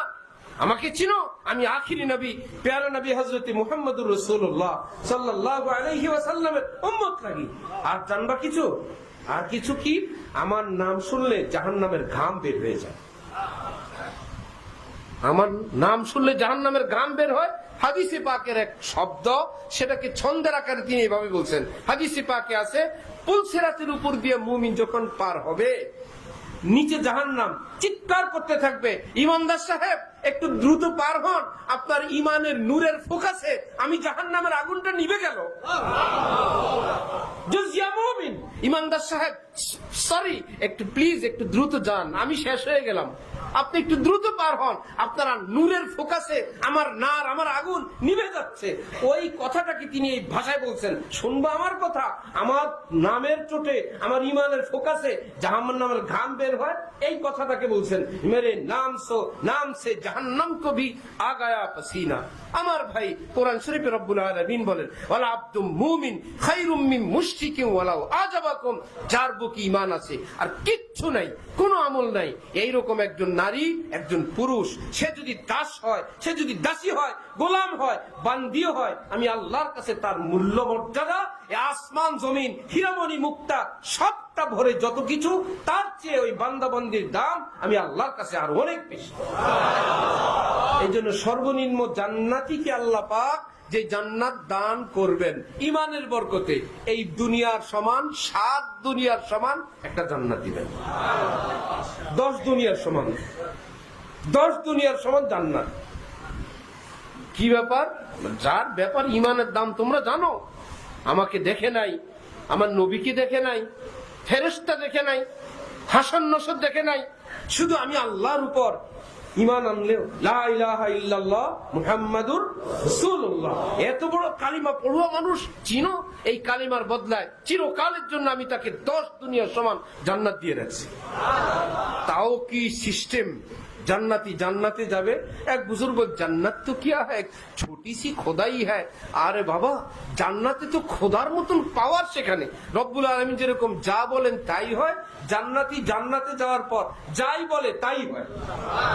আমাদের হযরত আলা মজা করে বলতেন না, একসময় যখন হযরত আলা রাজশাহীর পান আর বাবা যোদ্ধা পছন্দ করতেন, হযরত মজা করে বলতেন, আল্লাহ যেহেতু বলছেন যা চাইবো তাই দিবেন, কষ্টে মষ্টে ঢুকলে হইছে। জান্নাতের গেটে ঢুকে বলবো, আল্লাহ রাজশাহী পান আর বাবা যোদ্ধা। আপনি তো বলছেন আমি যা চাইবো তাই দিবেন, আগে এই দুইটা দেন, পরেরটা পরে। আরেক এলাকায় গিয়ে হযরত আলা মুসলমানরা ঢোল বাজায়, জিকির করে।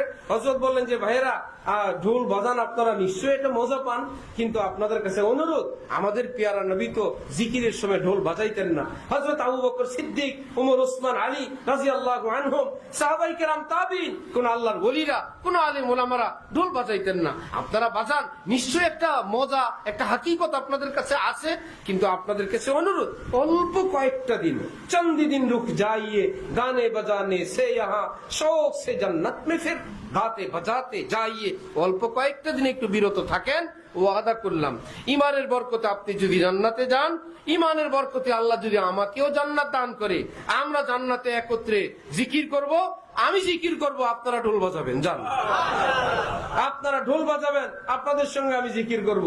এই কথা শুনে তারা বলে, এই হুজুর ঠিক আছে। সব হুজুর শুধু ঢোলের বিরুদ্ধে বলে, এই হুজুর খানিকটা হইলেও লাইনে আছে, শুধু অল্প কয়েকদিন বলছে, তারপরে ইনশাল্লাহ। কি ভাইরা, সেখানে কোনো নিষেধ আছে? সেই মুসলমানরা বলছে যে হ্যাঁ খুব ঠিক আছে, হুজুর আমাদেরকে অল্প কয়েকদিনের জন্য ব্রেক দিছে, তাহলে আমরা জান্নাতে যাওয়ার জন্য প্রস্তুত আছি ইনশাল্লাহ। আল্লাহ আমাদের সবার জন্য কবুল ফরমান। জান্নাতে মানুষ 2 গেটে যাবে। কয় গেটে যাবে? গেট 2টা, একটা মুত্তাকি আর একটা তাওয়াবিন, একদম ফ্রেশ মুসলমান, এই গেটে জান্নাত। যারা ভুল বিচ্যুতি করলো কিন্তু তওবা তিল্লা করে আল্লাহ থেকে মাপও নিয়ে নিল, আপনারা এই গেট। বলে গেট দিয়ে কি করব, ঢুকতে পারলে স্পেশাল বান্দারা এই গেট, তওবা তিল্লা পার্টি এই গেট। কি ভাইরা, আমাদের গেট চাই না জান্নাত চাই? আল্লাহ আপনি যেই গেটে হোক আমাদেরকে জান্নাত দান করেন।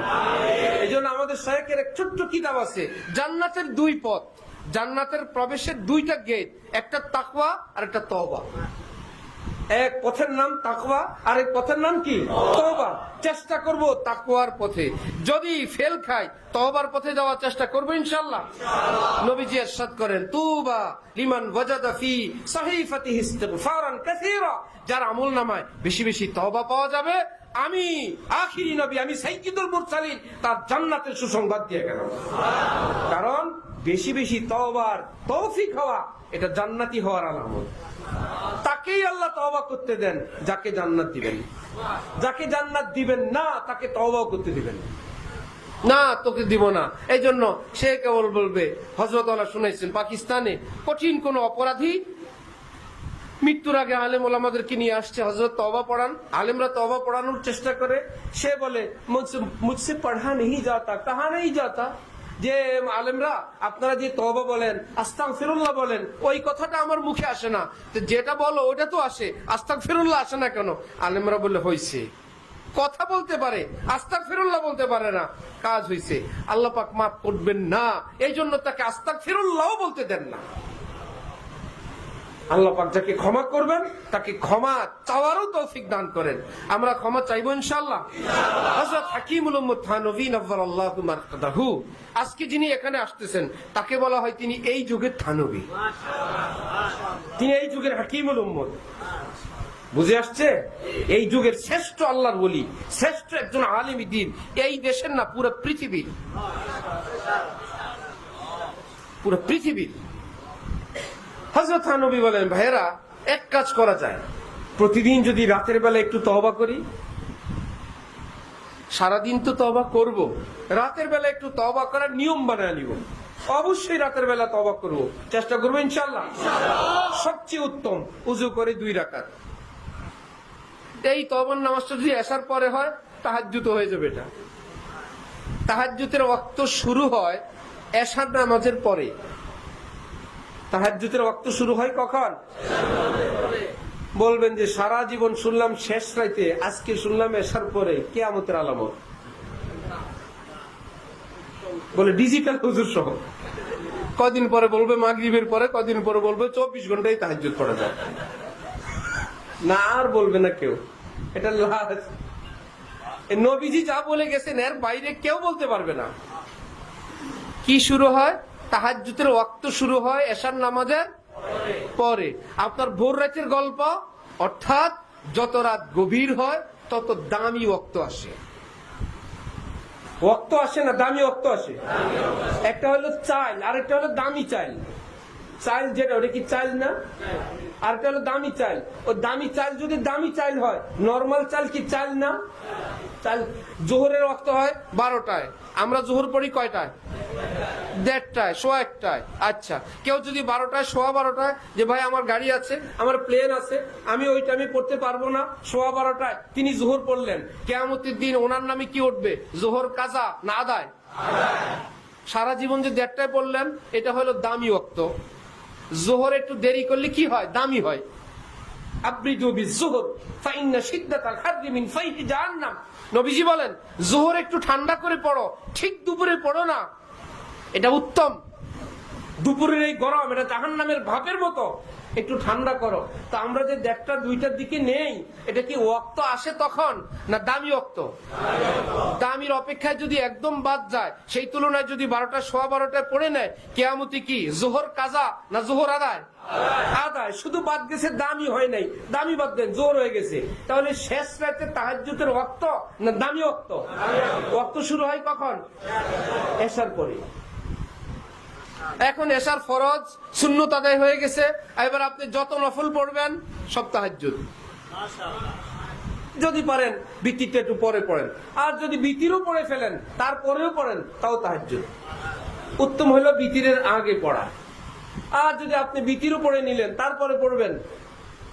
আরেক মজার খবর, নফল নামাজ, এক নামাজে কয়েক নিয়ত করা যায়।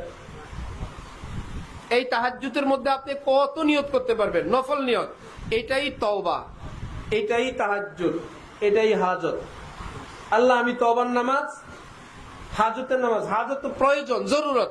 আমার ব্যবসা বাণিজ্য, আমার ঋণ, আমার বউ বাচ্চা, আমার স্বাস্থ্য, আমার রোগ, ইত্যাদি ইত্যাদি। হালাল যত কামনা বাসনা, এই 2 রাকাতের আগেই নিয়ত করলেন দাঁড়ায় দাঁড়ায়, আল্লাহ এটাই তাহাজ্জুদ, এটাই আমার সারা জীবনের গুনার জন্য তওবা। আল্লাহ, আমার এই এই জিনিস প্রয়োজন। আল্লাহ, এই নামাজের সওয়াব আমার আব্বা আম্মারও দিয়েন, আমার দাদা দাদি, শ্বশুর শাশুড়ি, ওনাদেরকেও দিয়েন। নামাজ 2 রাকাত, নিয়ত কতগুলো? এইবার আল্লাহু আকবার। এই তওবা, এটাই তাহাজ্জুদ, এটাই হাজত, এটাই সওয়াব রেসানি হয়ে যাবে ইনশাআল্লাহ।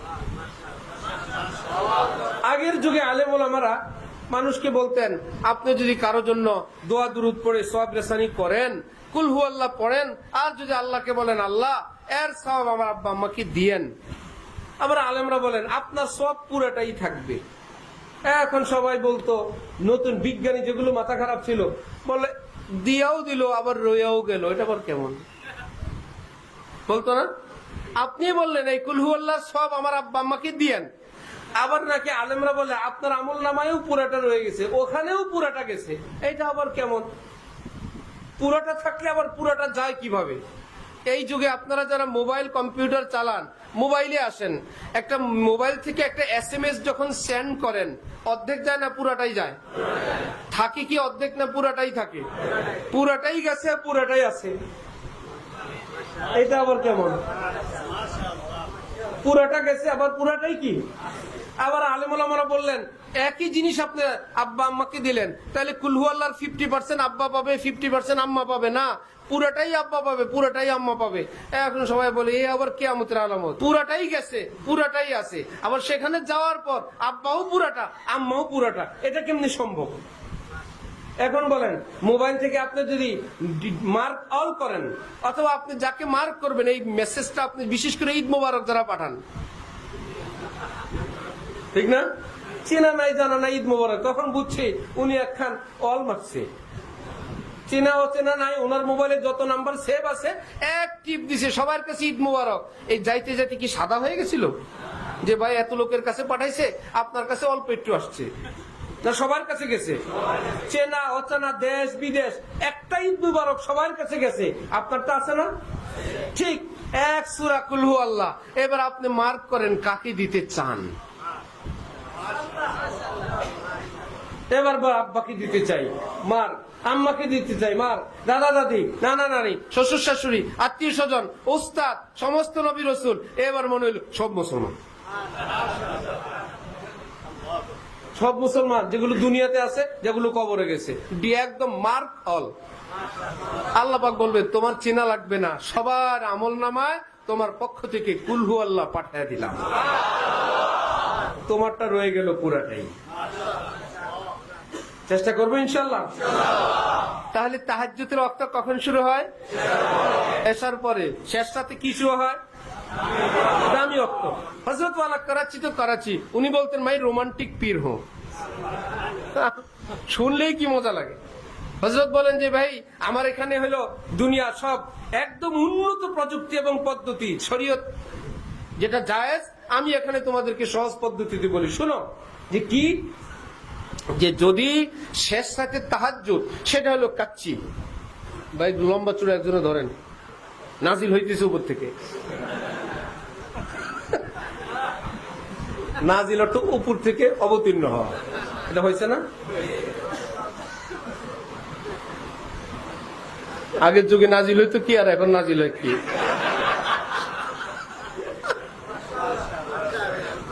টুল বা মোড়া নাজিল হয়েছে। চলো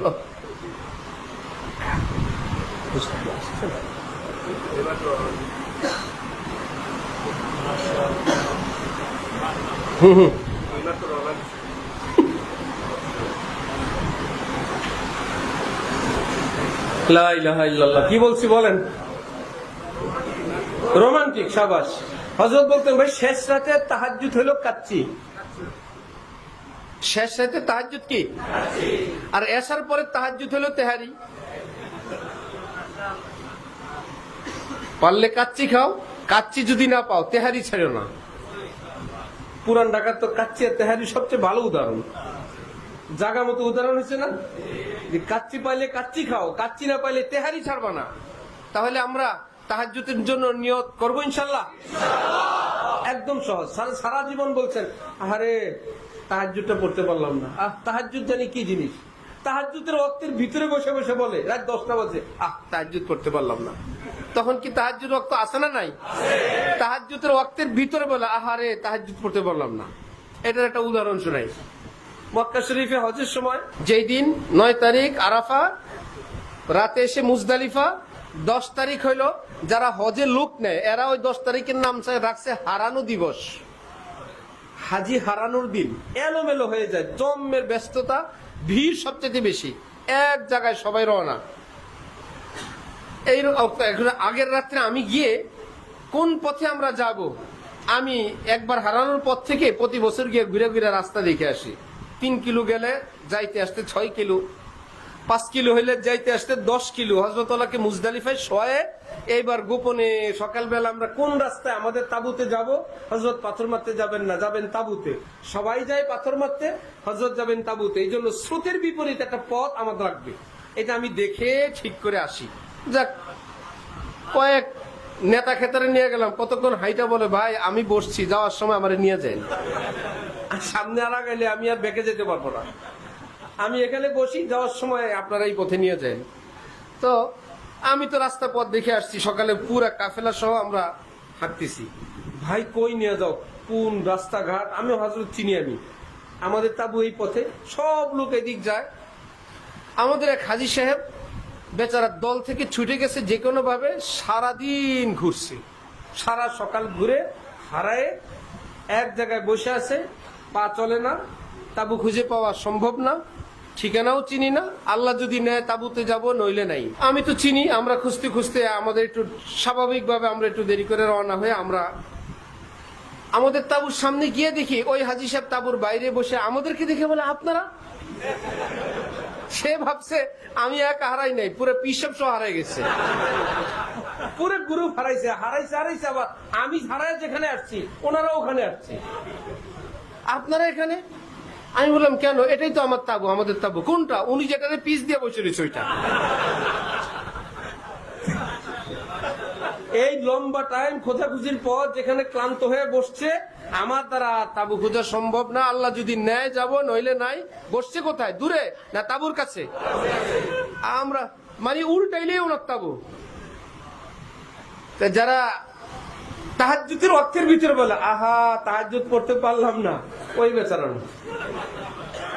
বলে যখন তখন কি তাহাজ্জুদের অর্থ শেষ না আছে? আছে। আরেক পার্টি আছে এরকম, মাগরিবের আজানের আধা ঘন্টা পরে বলে ইস মাগরিবটা পড়তে পারলাম না, অথচ তখনও মাগরিবের রক্ত আছে। আপনারা আপনাদের মোবাইলে, ক্যালেন্ডারে সব জায়গায় দেখে নিবেন, মাগরিবের রক্ত সারা বছর সূর্যাস্তের পরে কমপক্ষে 1 ঘন্টা 4 মিনিট থাকে, কমপক্ষে 1.5 ঘন্টার মতো থাকে মৌসুম ভেদে, কমপক্ষে থাকে 1 ঘন্টা 4 মিনিট সূর্যাস্তের পরে, এর নিচে নাই। বলবেন সারা জীবন শুনলাম মাগরিব অল্প একটু, আপনি উল্টা পাল্টা আরো কত কিছু শুনছেন, আমরা কত হিসাব দিব। হ্যাঁ, মাগরিবের টাইম উত্তম হইল দ্রুত পড়া, মুস্তাহাব। মাগরিবের আউয়াল ওয়াক্তে পড়া কি মুস্তাহাব। টাইম আছে আরো লম্বা, চাও সেটা যদি এরকম হয় যে কোনো কারণে আপনার দেরি হয়েছে, আপনার মুস্তাহাবের কোনো ক্ষতি নেই। সাহাবী আব্দুল্লাহ ইবনে ওমর রওনা হইলেন, ওনার সঙ্গে ওনার গোলাম। পীরের থেকে মুরিদরা তো 1 লাইন বেশি বুঝে, নেতার থেকে কর্মীরা বেশি বুঝে না। আব্দুল্লাহ ইবনে ওমর খাদেম সাহেব বল হুজুর মাগরিব, থাম বেটা। উনি চলছে হুজুর মাগরিব, আরেকটু হুজুর মাগরিবের রক্ত, আরে থাম। পীরিচে মুরিদ বেশি খেপা। এক জায়গায় গিয়ে নামলেন, নাইমা মাগরিব পড়লেন, মাগরিবের রক্ত আছে, একটু থামলেন, বললেন একামত দাও, এশা। তার মানে মাগরিব এবং এশার মাঝামাঝি কোন জিরো স্পেস, মাগরিবও না এশাও না এমন কোন টাইম নাই। যেই টাইমে মাগরিবও না এশাও না এমন কোন টাইম নাই।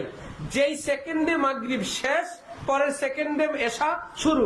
আমরা সেকেন্ড পাবো থেকে, মিনিট ধরেন, যেই মিনিটে মাগরিব শেষ, পরের মিনিটে কি শুরু? হযরত আব্দুল্লাহ ইবনে ওমর মাগরিবের ওয়াক্তে মাগরিব, এশার ওয়াক্তে এশা, একদম শেষ ওয়াক্তে। কেন? সফরে 2 বার গাড়ি থামানো, ঘোড়া থামানো, সব জায়গায় মসজিদ পাওয়া, উজুর জায়গায় ইস্তেঞ্জার জায়গা পাওয়া কঠিন না। এক জায়গায় এমন ভাবে থামলেন, মাগরিব আর এশা দুটোটা পরে চলো এবার সারা রাত ছুটি। ঠিক এমনি ভাবে এশার নামাজের ওয়াক্ত থাকে কয়টা পর্যন্ত? যে বলতে পারবেন আজকে কয়টা? সবাই হুঁশিয়ার হয়ে গেছে, একদম ফজরের আগ পর্যন্ত এশার ওয়াক্ত। কয়টা পর্যন্ত? যতক্ষণ সেহরি খাওয়া যায় ততক্ষণ ফজর পড়া যায়, যতক্ষণ সেহরি খাওয়া যায় ততক্ষণ তাহাজ্জুদ পড়া যায়। সাবধানতার জন্য শুধু ক্যালেন্ডারে 5 মিনিটের একটা শূন্য বানায় রাখে, আসলে কোনো এটার পক্ত না, সাবধানতা সতর্কতার জন্য, যে ভাই কোনটা কোনো পেছ না লাগে, এত লম্বা টাইম তোমার, 5 মিনিট একটু থামো। তাহলে এশা অনেকে 12টা হয়ে গেলে বলে আহা এশাটা কাজা হয়ে গেছে, তাহলে মনে করবো ওই তাবুওয়ালার মতন আরেকজন পাওয়া গেছে। 12টার পরে যে বলবে অল্পের জন্য এশাটা কাজা হয়ে গেল, এখন কি ওয়ালা? তাবুওয়ালা। এশার পরে যে বলে তাহাজ্জুদ পড়তে পারলাম না, সে কি ওয়ালা? তাবুওয়ালা। কি ব্যাপার? নিজের তাবুর বাইরে বসে বসে বলে তাবুটা হারায় ফেলছি। একদম আমাদের গ্রামীণ ভাষায় আছে, কোন কৃষক নিজের কোমরে কাঁচি কাস্তে এইভাবে খোঁচায় রেখা নিজের গ্রাম আশপাশের সব গ্রাম খুঁজছে, নিজের বউরে পিটাইছে। কাঁচি গেল কই? পরে দেখে কাঁচি কোমরের মধ্যে। তাহলে তাহাজ্জুদের ওয়াক্ত শুরু হয় কখন? এশার পরে। এশার পর ফরজ 2 রাকাত সুন্নাত, তারপরে শুরু হয়। ঠিক এইরকম ভাবে তারাবির নামাজের টাইম শুরু হয় কখন? এশা ফরজ এবং সুন্নত আদায়ের পর। এর আগে তারাবি স্টার্ট হয় না। আগে এশা পড়বেন, তারা সুন্নত 2 রাকাত পড়বেন, এইবার তারাবির ওয়াক্ত কি হয়েছে? শুরু হয়েছে। এই জন্য তারাবিরও কিয়ামুল লাইল বলে, তাহাজ্জুদকেও কিয়ামুল লাইল বলে, তারাবিকেও কি বলে? এই দুটো একই পার্টির কাছাকাছি। তাহলে 2 রাকাত নামাজ তওবার নিয়তে পড়বো, কেমন ইনশাআল্লাহ? এর সঙ্গে অন্যান্য নিয়ত করতে পারবেন। যদি না পারেন নামাজ ছাড়াই তওবা করবেন, মুনাজাত করবেন। সেটাও যদি না পারেন মুখে মুখে বলবেন আল্লাহ আমার জীবনের সবগুলো গুনাহ মাফ করে দেন। এও যদি না পারেন, একদম শুইতে চলে গেছেন, বসতেও মনে নাই, মুনাজাতও মনে নাই, নামাজও মনে নাই, কিছুই মনে নাই, মনে মনে একবার বলতে পারবেন না আল্লাহ মাফ করে দেন? বলা যাবে কিনা ইনশাআল্লাহ? পাকা নিয়ত আজকে থেকে ইনশাআল্লাহ। যদি আল্লাহ কবুল করেন তাহলে ঘুমানো পর্যন্ত জীবনের সব গুনাহ মাফ। এই রাতে মৃত্যু হইলে বিনা গুনায় কবরে। সকাল 9টায় 10টায় মৃত্যু হইলে গতকাল রাত পর্যন্ত মাপ, সকাল 10টা পর্যন্ত কিছু গুনাহ পাওয়া গেছে, আল্লাহ ফেরেশতারা বলবে আল্লাহ কালকে রাত পর্যন্ত মাপ, এক বেলার গুনাহ আছে দিব জাহান্নামে। আল্লাহ বলবেন আমি আল্লাহ 70 বছর মাফ করে দিলাম, এক বেলার জন্য জাহান্নাম দিব? আজকে যদি আমার বান্দা রাত পর্যন্ত হায়াত পাইতো, রাতে কিন্তু তওবা করত। আমার বান্দা কিন্তু রাতে তওবা করত, টাইম পায় না, এই জন্য তওবা করতে পারে নাই। আমি আল্লাহ এইটুকুন টাইমও মাফ করে দিলাম। চেষ্টা করবো ইনশাআল্লাহ। জীবনে আরেকটা কাজ, সেটা হলো হক্কানি কোন আল্লাহওয়ালা তাদের সঙ্গে যোগ দাও। তাহলে লাভ কি? আমি আপনার না বিমান চালাইতে জানি না ডাইন বাম বুঝি, আমরাও 6 ঘন্টায় জিদ্দা, 7 ঘন্টায় জিদ্দা যাই না? বিমানের পাইলট কত কষ্ট করে, কত পরীক্ষা নিরীক্ষা করে, সে যায় 7 ঘন্টায় জিদ্দা। আর আমাদের মতন ওই ব্যাপারে চরম অজ্ঞ, আমরাও 7 ঘন্টায় জিদ্দা। জিজ্ঞেস করলে কিভাবে বলবেন? ভিসা করছি, টিকিট করে বিমানে উঠছি, বাকি টাইম পাইলট, বাকি কাজ পাইলটের। ভিসা টিকিট করে বিমানে উঠলাম, আর বাকি কাজ কে করলো? পাইলট কি বাড়ি থেকে ধরে নিয়ে গেছিল যে আমি বিমান চালাই, আসেন জিদ্দা নিয়ে যাই, আসেন? এরকম আমাকে ভিসা করতে হবে, আমাকে টিকিট করতে হবে, বোর্ডিং করতে হবে, বাকি কাজ শেষ করে আমাকে বিমানে পা দিয়ে উঠতে হবে। এইবার বাকি কাজ কার? পাইলটের। ঠিক আল্লাহর রাস্তায় চলার জন্য যে হকের উপরে থাকা, নামাজ রোজা করা, হালাল খাওয়া, জুলুম অত্যাচার থেকে বিরত থাকা, মোটা দাগের ভাষা, ফরজ ওয়াজিব গুলো আদায় করা, গুনাহ থেকে বেঁচে থাকা, টিকিট ভিসা। ফরজ ওয়াজিবাত আদায় করা, গুনাহ থেকে বেঁচে থাকা, এগুলো কি? Ticket visa boarding card. এবার বাকি কাজ আল্লাহওয়ালা বিমানে গিয়ে উঠেন। আল্লাহওয়ালা যেই ঘন্টায়, যত ঘন্টায়, যেই শহরে, আমরাও আপনারাও সেই অত ঘন্টায় সেই শহরে। পারবো না ইনশাআল্লাহ? ইনশাআল্লাহ, একদম সহজ। এখন বলে আল্লাহওয়ালাদের ফয়েজ বরকত। আগের যুগে এক আলেমকে, বুজুর্গকে এক আলেম বললেন, এই ফয়েজ বরকত এগুলো আমার বুঝে আসেন, একজনের ফয়েজ আরেকজনে পাই কেমনি? তোর গায়ে বাতাস লাগে? লাগে। খাদেম তুমি বাতাস কারে দাও? আপনারে দেই। বাতাস আমারে দেয়, আপনি পান কেমনি? আশ্চর্য কথা। খাদেম বাতাস দেয় পিসাবকে, পিসাবের সঙ্গে যে থাকে সে বলে আমিও একটু বাতাস পাই। কোন আল্লাহওয়ালা যেই বাড়িতে যান, খাবার কি একজনের জন্য হয় না কয়েকজনের জন্য? বাকি কয়েকজন কি তাদের ক্ষমতায় খায় না আল্লাহওয়ালার বরকতে খায়? কি আল্লাহওয়ালার বরকতে বলে ওনার সঙ্গে যারা আসবেন একই খাবার দিতে হবে, একা তো আর দেওয়া যাবে না। 5, 7, 10, 20 জন যে যেভাবে হয় ওনার সঙ্গীদের জন্য।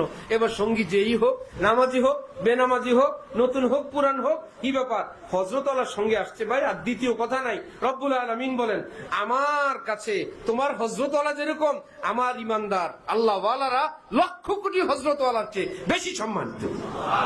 তার সঙ্গে যারাই আসে আমি আল্লাহ একই দস্তরখানে তাদের সবাইকে জান্নাত দিয়ে দিই। আরেক হাদিস কোরআন শরীফের এক আয়াতের তাফসীরও তো আরো জটিল। আল্লাহ ওয়ালারা জান্নাতে যাবেন স্পেশাল ভিআইপি। আল্লাহ আমার ভক্তগুলো কই, আল্লাহ আমার খাদেমগুলো কই। আবার মা বাবারা বলবে আমার সন্তানরা কই, বলবে তারা তো তোমার মতন আমল করেনি, নরমাল আমল করছিল। মা বাবাকে বলবে সন্তানরা নরমাল, শায়েখকে বলবে তোমার মুরিদরা তোমার মতো আমল করে নাই, তোমার জান্নাত স্পেশাল, তাদেরকে লোকাল নরমাল জান্নাতি দিয়ে দিছি। তখন তারা বলে ইয়া রব্বি ইন্নী আমিলতু লি ওয়া লাহুম, আল্লাহ আমি যখন আমল করতাম না আমি আমারও নিয়ত করতাম, আমার শিষ্য ছাত্র মুরিদ আমার সন্তান নাতিপুতি আমি তাদেরও নিয়ত করতাম। আমি এক আমার জন্য করতাম না, আমি তাদেরও নিয়ত করতাম। ফাউমিরা বিইলহাকিহিম, আল্লাহ পাক বলবেন যাও ওই যারা সাধারণ জান্নাতে আছে সবাইকে তুলে নিয়ে আসা, এই ভিআইপি জান্নাত সকলকে দান করে দেন। তাহলে আল্লাহ ওয়ালাদের আমল ওই নিয়তের মধ্যে আমরা ঢুকতে চাই কিনা? তারা দোয়া করেন আল্লাহ আল্লাহ আমার সঙ্গে যারা তাল্লুক রাখে, হাজিরিন গায়েবিন, কাছে দূরে যারা আছে, আল্লাহ আপনি সবাইকে কবুল করেন। এক আল্লাহ ওয়ালার কাছে মুরিদ হয়ে বায়াত হয়ে একটা অ্যাকাউন্ট খুলে দিলেন। দেশ বিদেশে, হরমে, মক্কা, মদিনায়, হজরে আসওয়াদ, সাফা, মারওয়া, মুজদালিফায়, আরাফায় যত দোয়া ওই আল্লাহ ওয়ালার দোয়ার একটা অ্যাকাউন্ট আপনার নামে আছে। ইনি যত দোয়া করবেন এই মুরিদের ভাগ্যে শব্দ আসবে। এই জন্য মুসলমানের জন্য আরেকটা কাজ তওবা, ইস্তেগফার, তাকওয়ার সঙ্গে থাকার সাথে সাথে কোন কামেল আল্লাহ ওয়ালার সঙ্গে যোগ দেওয়া চেষ্টা করবে ইনশাআল্লাহ। আল্লাহ আমাদেরকে তৌফিক দান করেন। সেটাকে সহজ উদাহরণে আমি বলি, ট্রেনের বগি ইঞ্জিনের সঙ্গে, ট্রেনের ইঞ্জিনের সঙ্গে বগিগুলো ঢাকা থেকে চট্টগ্রাম যায়, বগি নিজ ক্ষমতায় যায় না ইঞ্জিনের ক্ষমতায়? বগি কয়টা কাজ করে জানেন? 2টা কাজ। 1 নম্বর কাজ করে লাইনে উঠে, 2য় নম্বর কাজ করে ইঞ্জিনের সঙ্গে নিজেকে জুড়ে দেয়। লাইনেও আছে, জোড়া দেওয়াও আছে। এইবার ঠক ঠক ঠক ঠক করে ইঞ্জিন যেই শহরে বগিও সেই শহরে। আরে বগি ভাই তুমি আসলা কেমনে? বললো কষ্টে মষ্টে লাইনে উঠলাম আর স্যারের সঙ্গে নিজেরে শক্ত করে বেঁধে দিলাম, স্যার যেখানে যায় আমিও পিছনে পিছনে যাই। তাহলে আমরাও তো বেলাইন থেকে লাইনে উঠবো, শিখে বেনামাজির লাইন না নামাজির লাইন? সুন্নত খেলাফ না সুন্নতওয়ালা? গুনার লাইন না গুনাহ ছাড়ার লাইন? এটাই জান্নাতের লাইন, এটাই সিরাত মুস্তাকিম। হালাল খাও, জুলুম অত্যাচার থেকে বিরত থাকো, নামাজ পড়ো, হালাল রুজি করো, নিজের স্ত্রী সন্তানদেরকে দ্বীনের উপর রাখার চেষ্টা করো, নিজের দায়িত্ব কর্তব্য যথাযথ পালন করো। হযরত ইব্রাহিম ইবনে আদহাম কারো কাজ করছেন, এই বেচারা পারিশ্রমিক দিছে। ইব্রাহিম ইবনে আদহাম সন্ধ্যাবেলা বললেন কাজ তো করলাম, সময় তো ঠিক মতো দিলাম, কিন্তু যতটুকুন মনোযোগ এবং শক্তি দিয়ে কাজটা করার দরকার ছিল আমার মনে হয় আমি কাজটা পুরোপুরি মনোযোগ এবং শক্তি দিয়ে করতে পারি নাই। তাহলে তো আমার জন্য আপনার টাকাটা নেওয়া হালাল হবে না। যতটুকুন শক্তি এবং মনোযোগ, মালিককে বললেন থাক আমি আপনার কাজটা ফ্রি করে দিলাম, আমাকে টাকা দেওয়া লাগবে না। ভয় হয় যদি টাকাটা হারাম হইল, যদি আমি পুরা মনোযোগ না দিলাম, দায়িত্ব যথাযথ পালন না করে যদি পারিশ্রমিক নিলাম, আর আমি না নিলে তো মুক্ত। কি ফাইন খবর! আল্লাহ পাক ঈমানি শক্তি এমন দিলেন, এক ব্যক্তি গিয়ে বলল মক্কা শরীফে ইব্রাহিম ইবনে আদহামকে, মুস্তাকিমুল কলব, আল্লাহর দ্বীনের উপরে আল্লাহর সঙ্গে অন্তর একদম বাঁধা, মুস্তাজাবুদ দাওয়াত বুজুর্গ আল্লাহওয়ালা কারা? একদম যাদের অন্তর আত্মা আল্লাযীনা ইন্নাল্লাযীনা ক্বালু রাব্বুনাল্লাহু সুম্মা ইসতাকামু, একদম ইস্তিকামতওয়ালা, অটল অবিচল দ্বীনের উপরে। কারা? কেমন? উনি ওই লোককে বোঝানোর জন্য মক্কা শরীফের এক পাহাড় আবু কুবাইস, জাবালে আবু কুবাইস বলে, সেই দিকে ইশারা দিয়ে বললেন আরে মিয়া তারা হইলো এত পাওয়ারফুল লোক, এই জাবালে আবু কুবাইসকে বলে যদি সব ফারিক তো পাহাড় জায়গা থেকে সরে যাবে। আল্লাহ দ্বীনের উপর অটল অবিচল থাকে যারা, তাদের পাওয়ার এমন। ওই যে হাত দিয়ে ইশারা দিয়ে পাহাড়কে বলছেন সর, সরে যাবে, পাহাড় জায়গা নড়াচড়া শুরু করছে। ওই জাবালে আবি কুবাইস পাহাড় এরকম নড়াচড়া শুরু করলে উনি আবার পাল্টা ধমক দিবেন, উস্কুনিয়া জাবাল, এই পাহাড় তোকে যাইতে বলছি, আমি তো আরেকজনকে দেখানোর জন্য তোর দিকে একটু হাতের ইশারা দিচ্ছি। কিন্তু গোমর ফাঁস হয়ে গেল, উনিও যে ওই স্তরের মানুষ ওইটা প্রকাশ হয়ে গেল। উনি তো অন্যদের উদাহরণ দিতে গিয়ে বলেন ওনারা এমন মানুষ, এই পাহাড়কে যাইতে বললে পাহাড় চলে যাবে, এই বলে হাত দিছিলেন পাহাড় প্রস্তুতি নিয়ে নিচে যাওয়ার জন্য। উনি পাল্টা বললেন উস্কুনিয়া জাবাল, এই পাহাড় থামো, তোমাকে যাইতে বলি নাই, তোমাকে আমি আরেকজনকে এক্সাম্পল উদাহরণ দেওয়ার জন্য আমি বলছি, থামো তুমি এখানে। দেখেন রিজকে হালালের পাওয়ার দেখলেন। ব্রিজ বা উঁচু জায়গা থেকে এক ব্যক্তি ছিটকে পড়ে গেছে শূন্যের মধ্যে, হযরত ইব্রাহিম আদম দেখলেন, আরে লোকটা একটু পড়বে তো শেষ, এই শূন্যের মধ্যে দেখা অবস্থা বললেন আল্লাহ, বাকি কথা এখনো বলেন নাই, অন্তর্যামী খোদা আল্লাহ তো জানেন কি বলতে চান। আল্লাহ বলবেন ঠিক আছে বলো, মুনাজাত শেষ করো, ওই বেটা তো পড়েই যাবে। আল্লাহ তো জানেন আমার ইব্রাহিম কি বলতে চায়, আল্লাহ বলে কি বলতে চায় জানেন না। ওই শূন্যের মধ্যে ওই লোকটাকে আটকা দিচ্ছে, হাওয়ার মধ্যে আটকে আছে। কি ব্যাপার যে আল্লাহ পাকের দ্বীনের উপর যে অটল অবিচল থাকে, হালাল রুজি বলা হয়, আল্লাহ পাক তার ইমানি শক্তি এমন বানায় দেয়। तायरे लाहौती उस रिजिक से मौत अच्छी जिस रिजिक से आती हो परवाज में कोताही। হে আল্লাহর দিকে উড়ন্ত পাখি ইমানদার নরনারী, শোনো, ওই লোকমা যেটা হারাম সেটা খেলে তুমি ছিটকে পড়বা নিচের দিকে, বরং ওই লোকমাকে তুমি ছেড়ে ফেলে দাও, ছুড়ে ফেলে দাও, তুমি ছুটতে থাকো ক্ষুধার্ত পেট নিয়ে আল্লাহর দিকে। হারাম খাবার খাবো না, প্রয়োজনে পেটে পাথর বাঁধবো, এক লোকমা কম খাবো, এক আইটেম কম খাবো, কম পয়সার বাড়ি ভাড়ায় থাকবো, নরমাল পোশাক পরবো, হারাম লোকমা খাবো না, হারাম পোশাক পরবো না। কি ভাইরা প্রস্তুত আছি ইনশাআল্লাহ? তাহলে কাজ দুইটা, একটা লাইনে উঠা, একটা কি করা, লাইনে ওঠা মানে ফরজ ওয়াজিবের উপর আমল করা, গুনাহ ছেড়ে দেওয়া, এই তিনটা করা মানে লাইনে উঠা।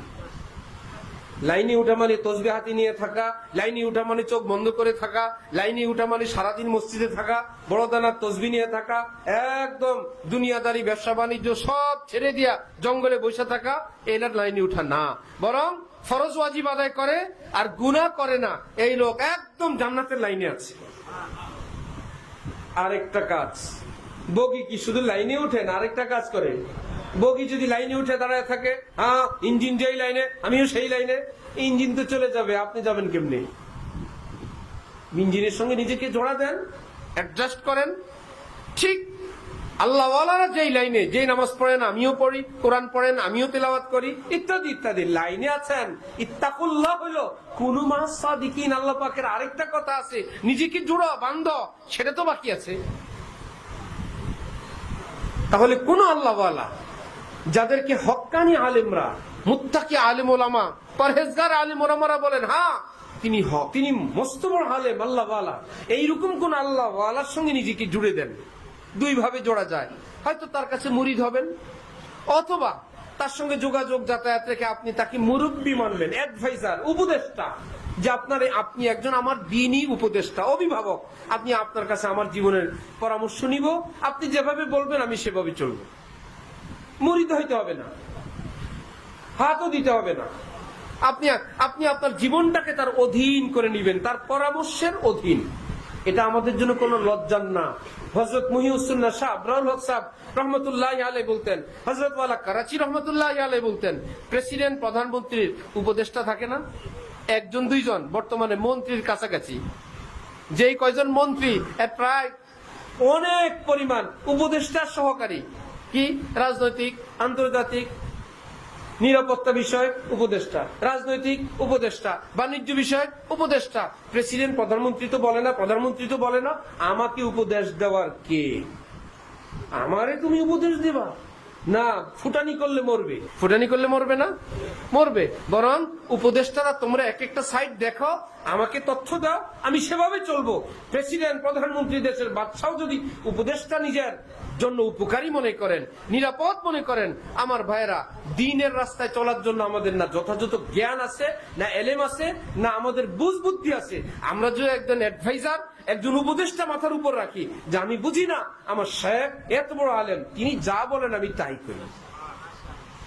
ডাক্তাররা যে প্রেসক্রিপশন দেন, তারপরে ওষুধ বুঝে বুঝে খান তো সবাই, যে এটা উনি ডাক্তার সাহেব দিচ্ছেন, এই ওষুধটা এই এই জিনিস দ্বারা বানাইছে, এটার মধ্যে এই এই উপকার, এই ওষুধটা অমুক কিতাবে আছে, সব বুঝে বুঝে খান না মুখস্থ খান? ডাক্তার উপর আপনার আস্থা আছে, সে লিখে দেয়, আপনি খান। কি লেখলো সেই জানে, কোনো কিছুই জানে না। হ্যাঁ, যদি ডাক্তার ভালো হয়, মাশাআল্লাহ, আল্লাহ পাকের রহমতে রোগী সুস্থ হয়ে যায়। শায়েখ যদি আল্লাহ ওয়ালা হন, শায়েখের প্রেসক্রিপশন মোতাবেক ইমানের রোগী, গুনার রোগী, কঠিন গুনাহ আক্রান্ত রোগী, সে যদি ওই প্রেসক্রিপশন ফলো করে, কঠিন রোগীকেও আল্লাহ পাক সুস্থ করে দিবেন। তাহলে এক কাজ লাইনে ওঠা, দ্বিতীয় কাজ কোন আল্লাহ ওয়ালার সঙ্গে নিজেকে জুড়ে দেওয়া, চেষ্টা করবো ইনশাআল্লাহ। তারপরে জান্নাতে যাওয়ার পথ দুইটা, হয়তো মুত্তাকি হয়ে জান্নাতে যাব, না হলে তওবা কবুল ওয়ালাদের সঙ্গে জান্নাতে যাব। আল্লাহ আমাদের সবাইকে তৌফিক দেন, কবুল ফরমান। ওয়া আখিরু দাওয়ানা আনিল হামদুলিল্লাহি রাব্বিল আলামিন।